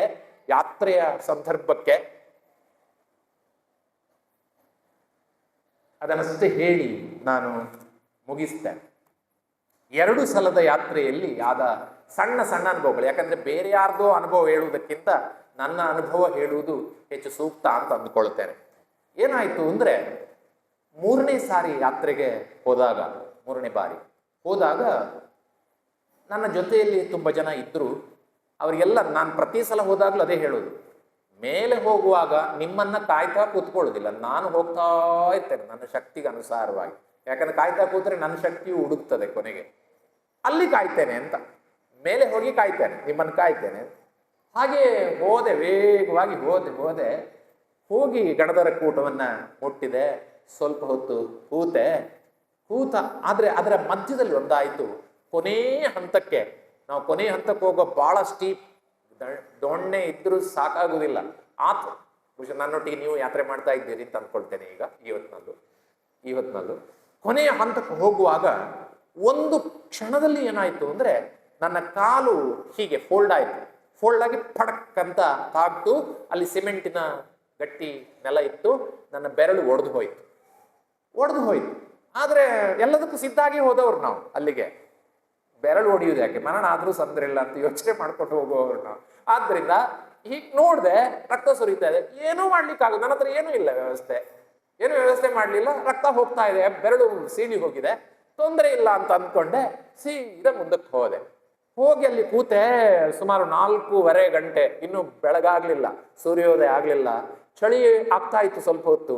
ಈಗ ನೋಡಿದೆ ರಕ್ತ ಸ್ವಲ್ಪ ಹೋಗ್ತಾ ಉಂಟು, ಪರವಾಗಿಲ್ಲ ಅಂತ ಅಂದ್ಕೊಂಡೆ. ಆಯ್ತು, ಕಾದು ಎಲ್ಲ ಆದ್ಮೇಲೆ ಅವರು ಒಟ್ಟಿಗೆ ಇದ್ದವರು ಬರ್ಲಿಲ್ಲ. ನಾನು ನಿಧಾನಕ್ಕೆ ಹತ್ತಿರದಲ್ಲಿರುವ ಕೂಟಗಳನ್ನಾದ್ರೂ ದರ್ಶನ ಮಾಡೋಣ ಅಂತ ಗಣಧರ ಕೂಟವನ್ನು ದರ್ಶನ ಮಾಡಿದೆ. ಅದಾದ್ಮೇಲೆ ಕುಂತುನಾಥ ಕೂಟ, ನನ್ನ ಜೀವನದಲ್ಲಿ ಮರಿಲಿಕ್ಕೆ ಸಾಧ್ಯ ಇಲ್ಲದೆ ಇರುವ ಕೂಟ ಅದು. ಅದರಿಂದ ನೆನಪಿದೆ ಯಾವತ್ತಲ್ಲ, ಅದು ಕುಂತುನಾಥ ಕೂಟ ಅಂತ. ಗಣಧರ ಕೂಟವನ್ನು ದರ್ಶನ ಮಾಡಿ ಕುಂತುನಾಥ ಕೂಟಕ್ಕೆ ಹೋದೆ. ನನ್ನ ಕೈಯಲ್ಲಿ ಪರಿಕರಗಳು ತುಂಬಾ ಇವೆ. ಅಕ್ಷತೆ ಅಕ್ಕಿ ಇದೆ, ಹುಂಜದ ಅಕ್ಕಿ ಇದೆ, ಮತ್ತು ಇದೆ ಬಾದಾಮ್ ಇದೆ, ಲವಂಗ ಇದೆ, ಗಂಧ ಇದೆ, ಬಟ್ಟೆ ಇದೆ, ಏನೆಲ್ಲ ಇದೆ ಸಾಮಗ್ರಿ. ಜೊತೆಗೆ ಕನ್ನಡಕ ಬೇರೆ, ಆವತ್ತಿ ಎಲ್ಲವನ್ನ ಮಾಡ್ಕೊಂಡು ನಾನು ಇನ್ನೇನು ಅಲ್ಲಿ ಅರ್ಗೆ ಎತ್ತಬೇಕು ಅಂತ ಹೇಳೋ ಹೊತ್ತಿಗೆ ಯಾರೋ ಇಬ್ರು ಮಕ್ಕಳು, ಹಿಂದಿ ಮಾತನಾಡ್ತಕ್ಕಂಥ ಮಕ್ಕಳು ಮತ್ತು ದೊಡ್ಡವರು ಬಂದು ಒಂದು ಮಾತು ಹೇಳಿದ್ರು. ಅಂಕಲ್ ಆಪ್ಕ ಎಂತದ ಹೇಳುದು ಬೆರಳಿಗೆ ಬೆರಳಿಗೆ ಅಂತ ಅಂಗುಟ್ಟು ಅಂಗುಟ ಅಂಗುಟಿ ಇದಲ್ಲ ಎಂತದ ಅದು ಟೂಟ್ ಗಯಾ ಅಂತ ಹೇಳಿದೆ. ಮಾಲೂಮ್ ಅಂತ ಹೇಳಿದೆ ನಾನು, ನಂಗೆ ಗೊತ್ತುಂಟು ಆಗಿದೆ. ಎಂತದ್ದು ರಕ್ತಕ್ಕೆ ಅಂತ ಹೇಳು, ನಂಗೆ ಹಿಂದಿ ಬರೋದಿಲ್ಲಪ್ಪ. ಕೂನ್ ಪಸೀನ್ ಹೋಗ್ತಾ ಇದೆ ಅಂತ, ರಕ್ತ ಹೋಗ್ತಾ ಇದೆ ಅಂತ ಹೇಳಿದೆ. ಸುಮ್ಮನೆ ಆಗ್ಬಿಟ್ಟೆ. ತಕ್ಷಣ ಆ ಮಗು ಕಾಲೇಜಿಗೆ ಹೋಗೋ ಯಾರೋ ಇರಬೇಕು, ತನ್ನ ಪರ್ಸಿಂದ ಬ್ಯಾಂಡೇಡ್ ತೆಗೆದು ಒಂದು ಬ್ಯಾಂಡೇಡ್ ಹಾಕಿದ್ರು. ನನಗೂ ಆ ಮಗುವಿಗೂ ಸಂಬಂಧ ಇಲ್ಲ, ಏನೂ ಇಲ್ಲ. ಬ್ಯಾಂಡೇಡ್ ಹಾಕಿದ್ರು. ಬ್ಯಾಂಡೇಡ್ ಹಾಕಿ ಒಂದು ಹಾಕಿದ್ರು ನಿಲ್ಲಿಲ್ಲ, ಇನ್ನೊಂದು ಹಾಕಿದ್ರು ಆಗ್ಲೂ ನಿಲ್ಲಿಲ್ಲ, ರಕ್ತ ಹೋಗ್ತಲೇ ಇತ್ತು. ತಕ್ಷಣ ತನ್ನ ಖರ್ಚಿಪ್ ತೆಗೆದು ಅದಕ್ಕೆ ಗಟ್ಟಿ ಕಟ್ಟಿ ಸಬ್ ಕುಚ್ ಟೀಕ್ ಹೋಗ. ನಂಗೇನು ಸಂಬಂಧ ಇಲ್ಲ, ಏನೂ ಗೊತ್ತಿಲ್ಲ. ಆಯ್ತು, ಅದಾದ್ಮೇಲೆ ನಾನು ಥ್ಯಾಂಕ್ಸ್ ಹೇಳಿದೆ, ಮತ್ತೆ ಎಲ್ಲ ಮಾಡಿ ಹೀಗೆ ತಿರುಗಿ ನೋಡ್ತಾನೆ. ಮುಂದೆ ಎಲ್ಲೂ ಕೂಡ ನಾನು ಅಷ್ಟು ವಿವರಿಸುವಾಗ ಅವರನ್ನು ನೋಡಲೇ ಇಲ್ಲ. ಆ ಕುಂತುನಾಥ ಕೂಟದಲ್ಲಿ ಈ ಘಟನೆ ನಡೆಯಿತು ನನಗೆ ಮೊದಲ ಸಲ. ಬಹುಶಃ ಪಂಚ ನಮಸ್ಕಾರವನ್ನು ಪಠಿಸ್ತಾ ಮೇಲಕ್ಕೆ ಹೋದದ್ರಿಂದ ಅದಿರ್ಬೋದು ಅಂತ ಅಂದ್ಕೊಳ್ತೇನೆ. ಅದಕ್ಕಿಂತ ವಿಶಿಷ್ಟವಾದದ್ದು, ದಯವಿಟ್ಟು ಇದು ಕೊನೆಯದ್ದು. ನಾನು 4ನೇ ಸಲ ಶಿಖರ್ಜಿ ಯಾತ್ರೆ ಮಾಡಿದಾಗ, ಮೊದಲೆಲ್ಲ 4 ಗಂಟೆಗಿಂತ ಮೊದಲು ಹೋಗ್ಲಿಕ್ಕೆ ಬಿಡ್ತಿರ್ಲಿಲ್ಲ, ಆದರೆ ಈಗ 2 ಗಂಟೆಗೆ ಬೇಕಾದ್ರೂ ಹೋಗ್ಲಿಕ್ಕೆ ಬಿಡುವಂತ ಸ್ಥಿತಿ ಬಂದಿದೆ. ಬೇಗ 2 ಗಂಟೆಗೆ ಬಿಟ್ಟು. ನಮ್ಗೊಂದು ಗೊತ್ತಿದೆ, ನಮ್ಗೆ ಕೆಲವು ಅಭ್ಯಾಸಗಳಿವೆ, ಬೆಳಗಾದ ಮೇಲೆ ಆಗೋದು ಅಂದ್ರೆ ಆ ಥರ ಹೊಂದಿಕೊಂಡಿರ್ತದೆ. ಹಾಗಾಗಿ ನಾನು ಯೋಚನೆ ಮಾಡಿದೆ, 2 ಗಂಟೆಗೆ ಏನು ಮಾಡ್ಲಿಕ್ಕಾಗಲ್ಲ, ಹೋಗೋಣ, ಏನು ಆಗ್ಲಿಕ್ಕಿಲ್ಲ ಅಂತ ಹೋದೆ. ಹೋಗಿ ಅಲ್ಲಿ ಬ್ರಹ್ಮದೇವರು ಇದನ್ನ ದಾಟಿ ಪ್ರಾರಂಭದಲ್ಲಿ ಒಂದಷ್ಟು ಹೋಗಿದ್ದೇನೆ. ಹೊಟ್ಟೆಯಲ್ಲಿ ತೊಂದರೆ ಆಗ್ಲಿಕ್ಕೆ ಶುರುವಾಯಿತು. ನಿಜ ಹೇಳ್ತೇನೆ, ನಾನು ಎಷ್ಟು ಹೆದರಿದ್ದೆ ಅಂದ್ರೆ ಎಲ್ಲ ಬೆವರ್ತಾ ಇತ್ತು ನನ್ನ ಮೈಯೆಲ್ಲ. ಯಾಕೆ ಅಂದ್ರೆ ತುಂಬಾ ಕಾರಣ ಇದೆ. ಒಂದು, ನನ್ ಜೋರು ಬಂದ್ರೆ ಹೋಗ್ಬೇಕು, ಅತ್ಯಂತ ಪವಿತ್ರವಾದಂತಹ ಸಂವೇದ ಶಿಖರ್ಜಿಯಲ್ಲಿ ಅಶುದ್ಧತೆಯನ್ನ ಮಾಡಿದ ಪಾಪ ನನಗೆ ಅಂಟದೆ ಅಂತ ನನಗೆ ಅನ್ನಿಸ್ಲಿಕ್ಕೆ ಶುರುವಾಯಿತು. ಆದ್ರೆ ಇನ್ನೊಂದು ಕಡೆಯಲ್ಲೇ ಕುಡಿಲಿಕ್ಕೆ ಒಂದಿಷ್ಟು ನೀರು ಬಿಟ್ಟರೆ ನೀರು ಹಿಡ್ಕೊಳ್ಳಿಲ್ಲ, ಹೇಗೆ ಹೋಗುವುದು, ಶುದ್ಧತೆಯನ್ನು ಹೇಗೆ ಕಾಪಾಡುದು? ಆಗ ನನಗೆ ನೆನಪಾದದ್ದು ಒಂದೇ ಬಂಧುಗಳೇ, ಪಂಚ ನಮಸ್ಕಾರ ಮಾತ್ರ. ನಾನು ಅಲ್ಲೇ ನಿಂತುಕೊಂಡು 5 ಸಲ ಅತ್ಯಂತ ಶ್ರದ್ಧಾ ಭಕ್ತಿಯಿಂದ ಹೇಳಿದೆ, ನಾನು 5 ಸಲ ಪಂಚ ನಮಸ್ಕಾರವನ್ನು ಪಠಿಸ್ತೇನೆ, ನಾನು ಮರಳಿ ಬರುವವರೆಗೆ ನನಗೆ ಏನೂ ತೊಂದರೆ ಆಗ್ಬಾರ್ದು. ತಡೀರಿ, ಪಠಿಸಿದ್ದು ಮಾತ್ರ ಚಪ್ಪಾಳೆ ನೀವು ಅದಕ್ಕೆ ಹೊಡಿತೀರಿ. ಅಷ್ಟು ಪಠಿಸಿ ಹೊರಟೆ, ನೀವು ನಂಬ್ತಿರೋ ಬಿಡ್ತಿರೋ, ಮತ್ತೆ ಮರಳಿ ಬೀಸ್ಪಂತಿ ಕೂಟಕ್ಕೆ ಬರುವವರೆಗೆ, ಮಧ್ಯಾಹ್ನ 3 ಗಂಟೆಗೆ ಬರುವವರೆಗೆ ಸಣ್ಣ ತೊಂದರೆ ಕೂಡ ನನಗೆ ಆಗ್ಲಿಲ್ಲ. ಅಂದ್ರೆ ಒಂದು ಪಂಚ ನಮಸ್ಕಾರ ಮಂತ್ರಕ್ಕೆ ಎಷ್ಟು ಶಕ್ತಿ ಇದೆ ಅಂತ ಯೋಚನೆ ಮಾಡಿ. ಅದೇ ದಿವಸ ನಡೆದ ಇನ್ನೊಂದು ಘಟನೆಯನ್ನು ಹೇಳಿ ಮುಗಿಸ್ಬಿಡ್ತೇನೆ. ನನ್ನ ಅನುಭವ. ಹೋದೆ 4ನೇ ಬಾರಿಗೆ. ಹೋಗುವಾಗಲೂ ಹಾಗೆ ನಮ್ಮ ಬಳಗದಲ್ಲಿದ್ದವರು ಕೊನೆಗೆ ನಾನು ಹೇಳಿದೆ, ಈ ಸಲ ಇದಕ್ಕೂ ದರ್ಶನಕ್ಕೂ ಕೂಡ ನಿಮ್ಮನ್ನು ಕಾಯುವುದಿಲ್ಲ, ನಿಮ್ ಶಕ್ತಿ ನಿಮ್ದೇ, ನಂಗೆ ಗೊತ್ತಿಲ್ಲ ಅಂತ ಹೇಳಿದೆ. ನಾ ಇಲ್ಲಿ ಹೇಳ್ಕೊಂಡು ಹೋದೆ. ಹೋಗಿ ಕೂತೆ. ಬಹುಶಃ ಬೆಳಗಾದ್ಮೇಲೆ ದರ್ಶನ ಪ್ರಾರಂಭ ಅಂತ ಅನ್ಕೊಂಡೆ. ಆದ್ರೆ ಕೆಲವರು ಆಗ್ಲೇ ಗಣಧರ ಕೂಟದಲ್ಲಿ ಟಾರ್ಚ್ ಹಾಕಿ ದರ್ಶನ ಮಾಡ್ಲಿಕ್ಕೆ ಪ್ರಾರಂಭ ಮಾಡಿದ್ರು. ಬೇಗ 3 ಗಂಟೆಗೆ ಆ ಬಾಳ ಬೇಗದ ಹೊತ್ತಿನಲ್ಲಿ ದರ್ಶನ ಮಾಡ್ತಾ ಇದ್ದಾರೆ. ನಂಗೂ ಅನ್ನಿಸ್ತು, ಈಗಲೇ ಪ್ರಾರಂಭ ಮಾಡಿದ್ರೆ ಬೇಗ ಮುಗೀತದಲ್ಲ ಅಂತ. ಹೋಗಿ ಮೊದಲಿಗೆ ಗಣಧರ ಕೂಟಕ್ಕೆ ಹೋಗಿ ನನ್ನ ಅಕ್ಕಿಯನ್ನ, ಅಂದ್ರೆ ಅಕ್ಷತೆಯನ್ನ, ಪುಂಜದ ಅಕ್ಕಿಯನ್ನ ತೆಕ್ಕೊಂಡೆ, ಲವಂಗ ಎಲ್ಲ ತೆಕ್ಕೊಂಡೆ. ಅಲ್ಲಿ ಯಾರೋ 2-3 ಜನ ಟಾರ್ಚ್ ಹಾಕ್ತಾ ಇದ್ರು ಆ ಕೂಟದ ಕಡೆಗೆ, ಅಂದ್ರೆ ಪಾದದ ಕಡೆಗೆ. ನಾನು ಕೂಡ ಪುಂಜ ಇಟ್ಟೆ, ಆಮೇಲೆ ಗಂಧ ಹಾಕಿದೆ. ಅವರು ಹಾಕ್ತಾ ಇರ್ತಕ್ಕಂಥ ಬೆಳಕಿನಲ್ಲಿ ಎಲ್ಲವನ್ನು ಕೂಡ ಪೂಜೆ ಮುಗಿಸಿ ಭಕ್ತಿ ಮಾಡಿ ಮೇಲ್ಗಡೆ ನಮಸ್ಕಾರ ಮಾಡಿ ಅದೇ ಕುಂತುನಾಥ ಕೂಟಕ್ಕೆ ಬಂದೆ. ನೆನಪಾಯ್ತು ನಂಗೆ ಹೆಬ್ಬೆರಳು, ಈ ಸಾರಿ ಏನು ತೊಂದರೆ ಇಲ್ಲ. ಆದ್ರೆ ಈ ಹೊತ್ತಿಗೆ ಒಂದ್ ಕಡೆಯಿಂದ ಚಳಿಗೆ ಕನ್ನಡಕ ಹೀಗೆ ಮೂಗಿನ ತುದಿಯವರೆಗೆ ಜಾರ್ತಾ ಇದೆ. ಅದನ್ನು ಸರಿ ಇಟ್ಕೊಳ್ಬೇಕು, ಗಂಧ ಇಟ್ಕೊಳ್ಬೇಕು, ಅಕ್ಷತೆ ಇಟ್ಕೊಳ್ಬೇಕು, ಆಮೇಲೆ ಮಂತ್ರದ ಪುಸ್ತಕ ಒಂದು ಅಲ್ಲಿ ಹೇಳ್ಬೇಕು, ಅದೆಲ್ಲ ಉಂಟು. ಇಷ್ಟೆಲ್ಲ ಇಟ್ಕೊಳ್ಳೋ ಹೊತ್ತಿಗೆ ಎಲ್ಲ ದರ್ಶನ ಮಾಡಿದ್ರು ಹೋದ್ರು. ನಂಗೆ ಪಾದವೇ ಕಾಣ್ತಾ ಇಲ್ಲ. ಕನ್ನಡಕ ಉಂಟು, ಜಾತ ಉಂಟು, ಆ ಪ್ರಶ್ನೆ ಬೇರೆ, ಅಕ್ಕಿ ಉಂಟು, ಎಲ್ಲ ಉಂಟು. ಎಲ್ಲಿ ಏನ್ ಮಾಡೋದು? ಕೂತಿದ್ದೇನೆ ಮೊಣಕಾಲೂರಿ ಆ ಕುಂತುನಾಥ ಕೂಟದಲ್ಲಿ ಕೂತಿದ್ದೇನೆ. ನಂಗೆ ಪಾದ ಕಾಣ್ತಾ ಇಲ್ಲ, ಕತ್ಲು, ನಿಜವಾದ ಕತ್ಲು. ಆ ಹೊತ್ತಿಗೆ ಹಿಂದ್ಗಡೆಯಿಂದ ಯಾರೋ ಹೇಳಿದ್ರು, ಆಪ್ಕೆ ಪಾಸ್ ಟಾರ್ಚ್ ನೈ ಹೇ ಅಂತ ಹೇಳಿದ್ರು. ನೈ ಬಾಬಾ ಅಂತ ಹೇಳಿದೆ. ತಕ್ಷಣ ಅವ್ರು ಯಾರು ಮುಖ ಕೂಡ ಕಾಣ್ತಾ ಇಲ್ಲ ನಂಗೆ. ರಕ್ಲೋ ಅಂತೇಳಿ ಆ 20 ರೂಪಾಯಿದೊಂದು ಶಿಖರ್ಜಿಲಿ ಸಿಗ್ತದೆ, 20 ರೂಪಾಯಿ ಒಂದು ಟಾರ್ಚ್ ಕೊಟ್ಟು ಟಾರ್ಚ್ ಹಾಕಿ ಎಲ್ಲ ಮಾಡಿ ಪುಂಜ ಇಟ್ಟು ಎಲ್ಲ ಮಾಡಿ ಹೀಗೆ ನೋಡ್ತೇನೆ. ಅವರಿಲ್ಲ. ನೀವು ನಂಬ್ತಿರೋ 50% ಕೂಟಗಳನ್ನ ಆ ಟಾರ್ಚ್ ಇಟ್ಕೊಂಡು ನಾನು ಅಂದ್ರೆ ಬೇಗ 4 ಗಂಟೆ ಶುರು ಆಗಿದೆ, ಬೆಳಗಾಗೋಷ್ಟೊತ್ತಿಗೆ ಚಂದ್ರಪ್ರಭು ಕೂಟಕ್ಕೆ ಅಷ್ಟು ಮುಟ್ಬಿಟ್ಟಿದ್ದೇನೆ. ಎಲ್ಲ ಕಡೆ ನನಗೆ ಸಹಾಯಕ್ಕೆ ಬರೋದು ಆ ಟಾರ್ಚ್ ಇಲ್ಲದ್ರೆ ನಾನು ಅಲ್ಲೇ ನಿಂತಿದ್ದೆ, ಮುಂದೆ ಬೆಳಗಾಗುವವರೆಗೆ ಕಾಯ್ಬೇಕಾಗಿತ್ತು. ಆ ಒಂದು ಟಾರ್ಚ್, 20 ರೂಪಾಯಿ ಚಿಕ್ಕ ಟಾರ್ಚ್ ಇರ್ಬೋದು, ನನಗೆ ಇಡೀ ದರ್ಶನವನ್ನ ಯಶಸ್ವಿಯಾಗಿ ಪೂರೈಸಿ ಬಹಳ ಬೇಗನೆ ಕೆಳಗಿಳಿದು ಬರೋದಕ್ಕೆ ಟಾರ್ಚ್ ಸಹಾಯ ಆಯಿತು. ಊರಿಗೆ ಬಂದ್ಮೇಲೆ ನನ್ನ ಬೇರೆ ಕೆಲವು ಗೆಳೆಯರಲ್ಲಿ ಹೇಳಿದೆ, ಜೈನ ಗೆಳೆಯರಲ್ಲ ಬೇರೆ ಗೆಳೆಯರಲ್ಲಿ ಹೇಳಿದ್ರೆ ಅವರೊಂದು ಮಾತು ಹೇಳಿದ್ರು, ಸತ್ಯ ಸುಳ್ಳಿನ ಪ್ರಶ್ನೆ ಬೇರೆ, ದೇವರೇ ಬಂದದ್ದು ನಿಮ್ಗೆ ಟಾರ್ಚ್ ಕೊಟ್ಟದ್ದು ಅಂತ ಹೇಳಿದ್ರು.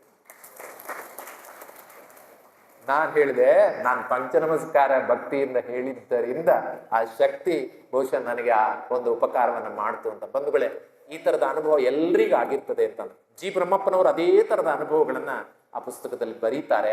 ಆದ್ದರಿಂದ ನಾವು ಹೇಳುವ ಪ್ರತಿಯೊಂದು ಮಂತ್ರದಲ್ಲಿಯೂ ಕೂಡ ಶಕ್ತಿ ಇದೆ ಅಂತಕ್ಕಂಥ ವಿಶ್ವಾಸವನ್ನು ಇಟ್ಕೊಂಡು ಕೆಲಸ ಮಾಡಿ. ಬಹಳ ಮುಖ್ಯವಾಗಿ ನಾನು ಮತ್ತೆ ಮತ್ತೆ ಹೇಳೋದು, ಅವರು ಸಂಕೋಚ ಪಡಬಾರ್ದು. ಬಹಳ ಒಳ್ಳೆಯ ಪಂಡಿತರು ಒಳ್ಳೆ ಮಂತ್ರಗಳನ್ನ ಅರ್ಥವತ್ತಾದಂಥ ಮಂತ್ರ, ಪ್ರತಿಷ್ಠಾಚಾರ್ಯರವರು ಅರ್ಥವತ್ತಾದ ಮಂತ್ರ, ಯಾಕಂದ್ರೆ ನಮ್ಮಲ್ಲಿ ಅವರಿಗೆ ಒಂದು ಶಬ್ದ ಇಲ್ಲಿ ಉಪಯೋಗಿಸ್ತೀರಲ್ಲ ಗೊತ್ತಿಲ್ಲ, ಪುರೋಹಿತರು ಅಂತ ಹೇಳೋದು. ನಮ್ಮಲ್ಲಿ ಪುರದ ಹಿತವನ್ನ ಬಯಸುವವರು ಅಂತ ಅರ್ಥ. ಅವರು ಹೇಳುವ ಪ್ರತಿಯೊಂದು ಮಂತ್ರ ಕೂಡ ಅದರ ಪರಿಣಾಮ ನಿಮಗೆ ಊರಿಗೆ, ಇಡೀ ಊರಿಗಿದೆ. ಆದ್ದರಿಂದ ಅಂತ ಭಾಗ್ಯವನ್ನ ಪಡೆದಿದ್ದೀರಿ. ಯಾಕೆಂದ್ರೆ ಶುದ್ಧವಾದ ಮಂತ್ರ, ಸ್ಪಷ್ಟವಾದ ಮಂತ್ರವನ್ನ ಹೇಳಿ ಊರಿಗೆಲ್ಲ ಒಳಿತು ಮಾಡ್ತಕ್ಕಂಥ ಕೆಲಸವನ್ನು ಮಾಡ್ತಾರೆ. ಅಂದ್ರೆ ಶಕ್ತಿ ಇದೆ ಅಂತ ನಾನು ಹೇಳ್ತಾ ಇರೋದು ಅಷ್ಟೇ. ಆದ್ದರಿಂದ ಅಂತ ಒಂದು ಭಾಗ್ಯ ಕೂಡ ನಮ್ಗಿದೆ ಅಂತ ಭಾವಿಸಿಕೊಳ್ತೇನೆ. ಬಹುಶಃ ಇಷ್ಟು ಹೇಳಿದ್ರೆ ನಿಮಗೆ ಮಂತ್ರದ ಬಗೆಗಿನ ವಿಶ್ವಾಸ ದೃಢವಾಗ್ತದೆ ಅಂತ ಭಾವಿಸ್ತೇನೆ. ಇನ್ನು ಒಂದೇ ಮಾತಿನಲ್ಲಿ ನಾನು ಆ ವಿಷಯದ ಕುರಿತು ಮುಗಿಸ್ತೇನೆ. ಏನು ಅಂದ್ರೆ, ಸರ್ವಶ್ರೇಷ್ಠವಾದ ಮಂತ್ರ ಯಾವುದು ಅಂತ ಕೇಳಿದ್ರೆ ಅದು ಪಂಚನಮಸ್ಕಾರ ಮಂತ್ರ ಅಂತ ಹೇಳ್ತೇವೆ. ದಿವ್ಯಧ್ವನಿಯಲ್ಲೂ ಬರುವುದು ಓಂಕಾರ. ಪಂಚಪರಮೇಶ್ವರಗಳನ್ನ ಸಂಕ್ಷಿಪ್ತಗೊಳಿಸಿದಾಗ ಅವರ ಹೆಸರುಗಳನ್ನು ಕೂಡಿಸಿದಾಗಲೂ ಬರುವುದು ಓಂಕಾರ. ಆ ಓಂಕಾರ ಅಥವಾ ಪಂಚನಮಸ್ಕಾರ ಮಂತ್ರಕ್ಕೆ ಅಪಾರವಾದ ಶಕ್ತಿ ಇದೆ. ಎಷ್ಟು ಶಕ್ತಿ ಇದೆ ಅಂದ್ರೆ, ಬಹಳ ದೃಢವಾಗಿ ಹೇಳ್ತಾರೆ, ಪಂಚನಮಸ್ಕಾರ ಒಂದು ಮಂತ್ರದಿಂದಲೇ 84 ಲಕ್ಷ ಮಂತ್ರಗಳು ಹುಟ್ಟಿಕೊಂಡಿವೆ. ಹಾಗಾದ್ರೆ ಪಂಚನಮಸ್ಕಾರಕ್ಕೆ ಎಷ್ಟು ಶಕ್ತಿ ಇದೆ ಅನ್ನೋದನ್ನು ಯೋಚನೆ ಮಾಡಿ. ಅದರದ್ದೊಂದು ಹಾಡೇ ರಚನೆಯಾಗಿದೆ, ಗೊತ್ತಿದೆ. ನಮೋ ಅರಿಹಂತಾಣಂ ಭಾವೀಸು ಜೀವ, ನಮೋ ಅರಿಹಂತಾಣಂ ಕೈವಲ್ಯ ಪದವಿ, ಸನ್ಮಾರ್ಗಕ್ಕೀರು ಸಾಧಾರಣ ಮಂತ್ರಂ ನಿರ್ಮಾಲ ಪದವಿ ನೀವು. ತುಂಬ ಹೊತ್ತು ಹೋಗ್ತದಲ್ಲ. ಆದ್ರೆ ನನಗೆ ಆ ಇಡೀ ಮಂತ್ರದಲ್ಲಿ ಒಂದು ವಾಕ್ಯ ಬಹಳ ಸಂತೋಷ ಕೊಡುವುದು. ಯಾವುದು ಕೇಳಿದ್ರೆ, ಭೂತ ಪ್ರೇತಂಗಾಳ ಬಿಚ್ಚೀಪ ಮಂತ್ರಂ. ಖುಷಿ ಆಗುತ್ತೆ. ಯಾಕೆಂದ್ರೆ ಎಲ್ಲಿ ಹೆದರಿಕೆ ಆದ್ರೂ ಪಂಚನಮಸ್ಕಾರ ಹೇಳು. ಎಂತಹ ದುಷ್ಟ ಶಕ್ತಿಗಳನ್ನು ಕೂಡ ಹೆದರಿಸುವ, ಅವುಗಳೇ ಹೆದರುವ ಹಾಗೆ ಮಾಡುವ ಶಕ್ತಿ ನಮ್ಮ ಪಂಚನಮಸ್ಕಾರಕ್ಕಿದೆ. ಬಹುಶಃ ಪಂಚನಮಸ್ಕಾರಕ್ಕೆ ಇರ್ತಕ್ಕಂಥ ಶಕ್ತಿ ಬೇರೆ ಯಾವ ಮಂತ್ರಕ್ಕೂ ಇಲ್ಲ ಅನ್ನುವ ವಿಶ್ವಾಸ ಇಟ್ಕೊಂಡು ನಾವು ಬದುಕು ನಡೆಸಿದ್ರೆ ಅದು ನಮಗೆ ಒಳ್ಳೆಯದನ್ನು ಮಾಡ್ತದೆ. ಆ ಒಳ್ಳೆಯದನ್ನ ಮಾಡಿಕೊಳ್ತಕ್ಕಂಥ ಬುದ್ಧಿಯನ್ನ, ಸ್ವಭಾವವನ್ನ ನಾವೆಲ್ಲ ಬೆಳೆಸಿಕೊಳ್ಳೋಣ ಅಂತ ಹೇಳ್ತಾ ಬಸದಿ, ಸಮವಶರಣ ಮತ್ತು ಮಂತ್ರದ ಶಕ್ತಿಯ ಕುರಿತಾದಂಥ ಈ ವಿಚಾರಗಳನ್ನ ಇಲ್ಲಿ ಮುಕ್ತಾಯಗೊಳಿಸ್ತಾ ಇದ್ದೇನೆ. ಎಲ್ರಿಗೂ ಕೂಡ ಜೈ ಶ್ರೀ.